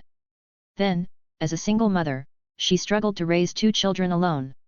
To protect the shinobi world, she tried to take back chakra. But when her children grew up, they became arrogant. After being provoked by a toad, they imprisoned their own mother under the guise of "for the shinobi world, for peace, for understanding between hearts." Just think about how tragic Kaguya's life was. In the end, she only had one relative left. Didn't you see how her eyes nearly teared up when she saw Naruto and Sasuke, as if reminded of her own children? After all the effort she put into raising you, this is how you repay her? In the real world, that would land you in court. So for Kaguya, Uzumaki Jun could only sigh silently for her. Unfortunately, he wasn't strong enough yet. He didn't want to become Zetsu. So if he wanted to talk ideals and life with her, he'd have to wait until he was stronger. Sigh. Talking about peace without strength is just foolish. Thanks for listening.